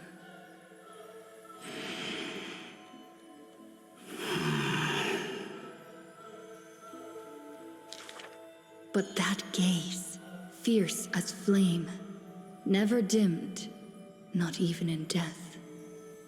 Looking beyond those flame-seeking figures, reaching far toward the endless horizon. In the morrow's sky, the stars will chant. The lone king of Kremnos is called Mighty. His journey was one of ceaseless, eternal warfare. And behind him, he left a world ablaze with glory.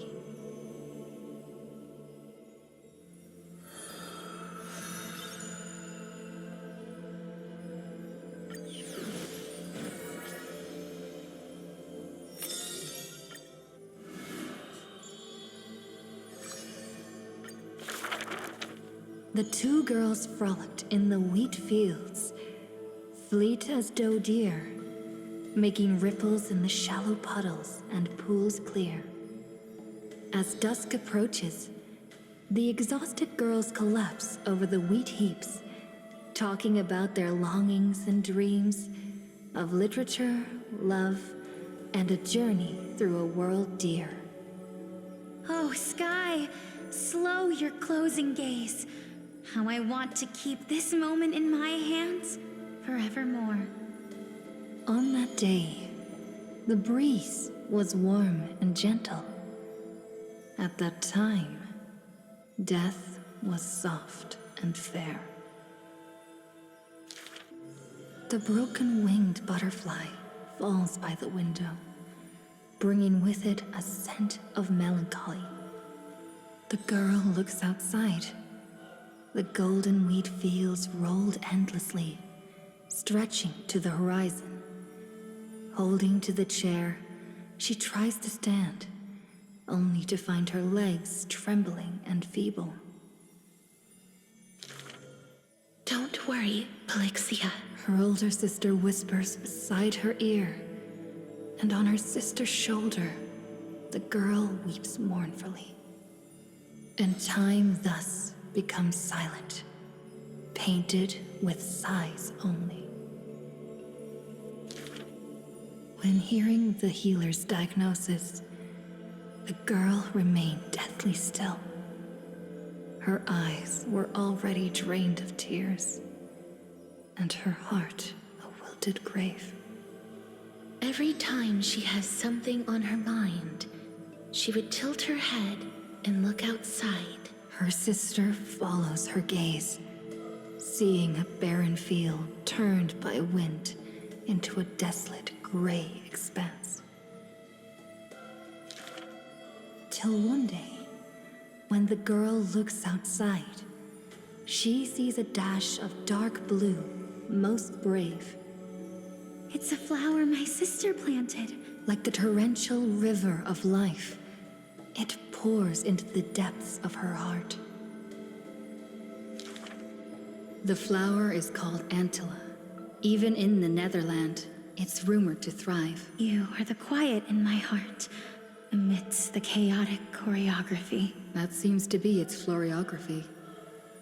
When the days are warm, the sister would take the girl on long journeys, through the flower fields, gazing upon rivers, napping amongst the grove. A discussion hearty. After I die, I want to become an antilla flower and become the quietness in your soul. A thoughtless word from the girl gains her a wrapping on her forehead most dainty. Do not speak of dusk when you have yet to see the dawn. Dew drops from the petals as wind pulls on the leaves, and the two of them sit in quietude. The girl asks for the means to tend the garden, and while her sister sounds concerned, her heart is relieved.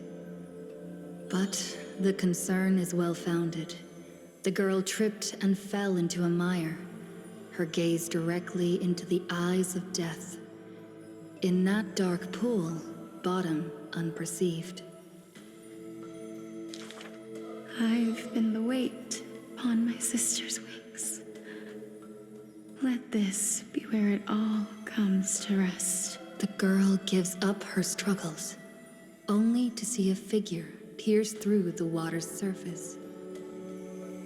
I won't allow you to walk through the dusk alone, or enter the night of no reprieve. Her sister sobs without end, and the girl has to gently hug her and softly relieve.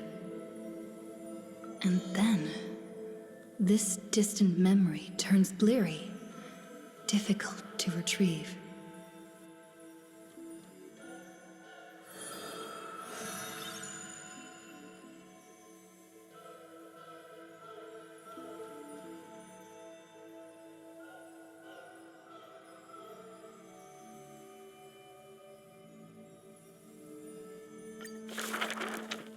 The river of souls flows to the other side, wrapped in the land's night, broad, slow, an eternal and silent sight. It belongs to all in this world that has life, all of which flows downstream, converging as one. The master of the nether realm, Thanatos, enshrouds themselves and the souls within the moon cocoon. The dragon, born from the cocoon, carries the girl, soaring upstream the river of souls, defying its eternal flow. Their connection flows tighter than blood, and the key that opens the netherworld's gates is the sisters' selfish plight. Back then, the boreal winds cut through to the bone.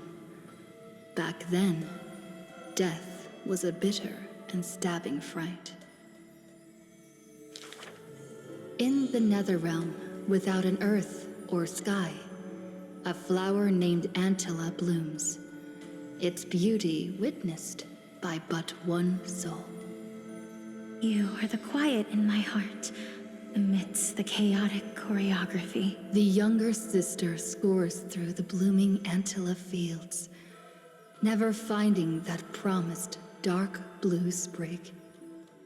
She silently made up her mind. Death, leave all your dark nights to me, and save the dawns for her. The younger sister gazes at the moon cocoon high above, and plans a trip to the mortal realm, a distant flurry. A bard once sung to musical notes. Do not turn back. Oh, do not turn back.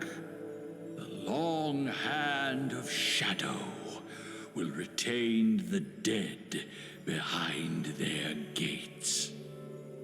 The giant dragon born from the moon cocoon willingly offered itself as the enduring barge of the River of Souls. No need to turn back. Oh, no need to turn back.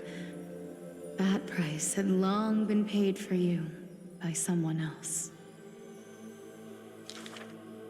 The dragon lowers its long neck and places the girl on its back. In slumber, she will unknowingly greet the dawn of her rebirth. The dragon flaps its wings in the chilly gloom of the floating dead upstream, ferrying from purity into grime, going from silence into roaring boom. The souls of countless poets flounder past, their distant rhymes endless like foams. Do not turn back, for to look toward the land of mortals is in itself turning back. In this pale dawn, the sun's first rays light the night ablaze. So the dragon crosses the sea of souls onto the shores of life and strands itself in the gleam. We know not where these stories arise. They are scattered across the shallows with the waves. The confession the girl made before her departure still echoes in the tide's heaves. If there is anything for me to leave behind, may it find a soul to remember. This is the ode of my life, and I've already penned my last stroke.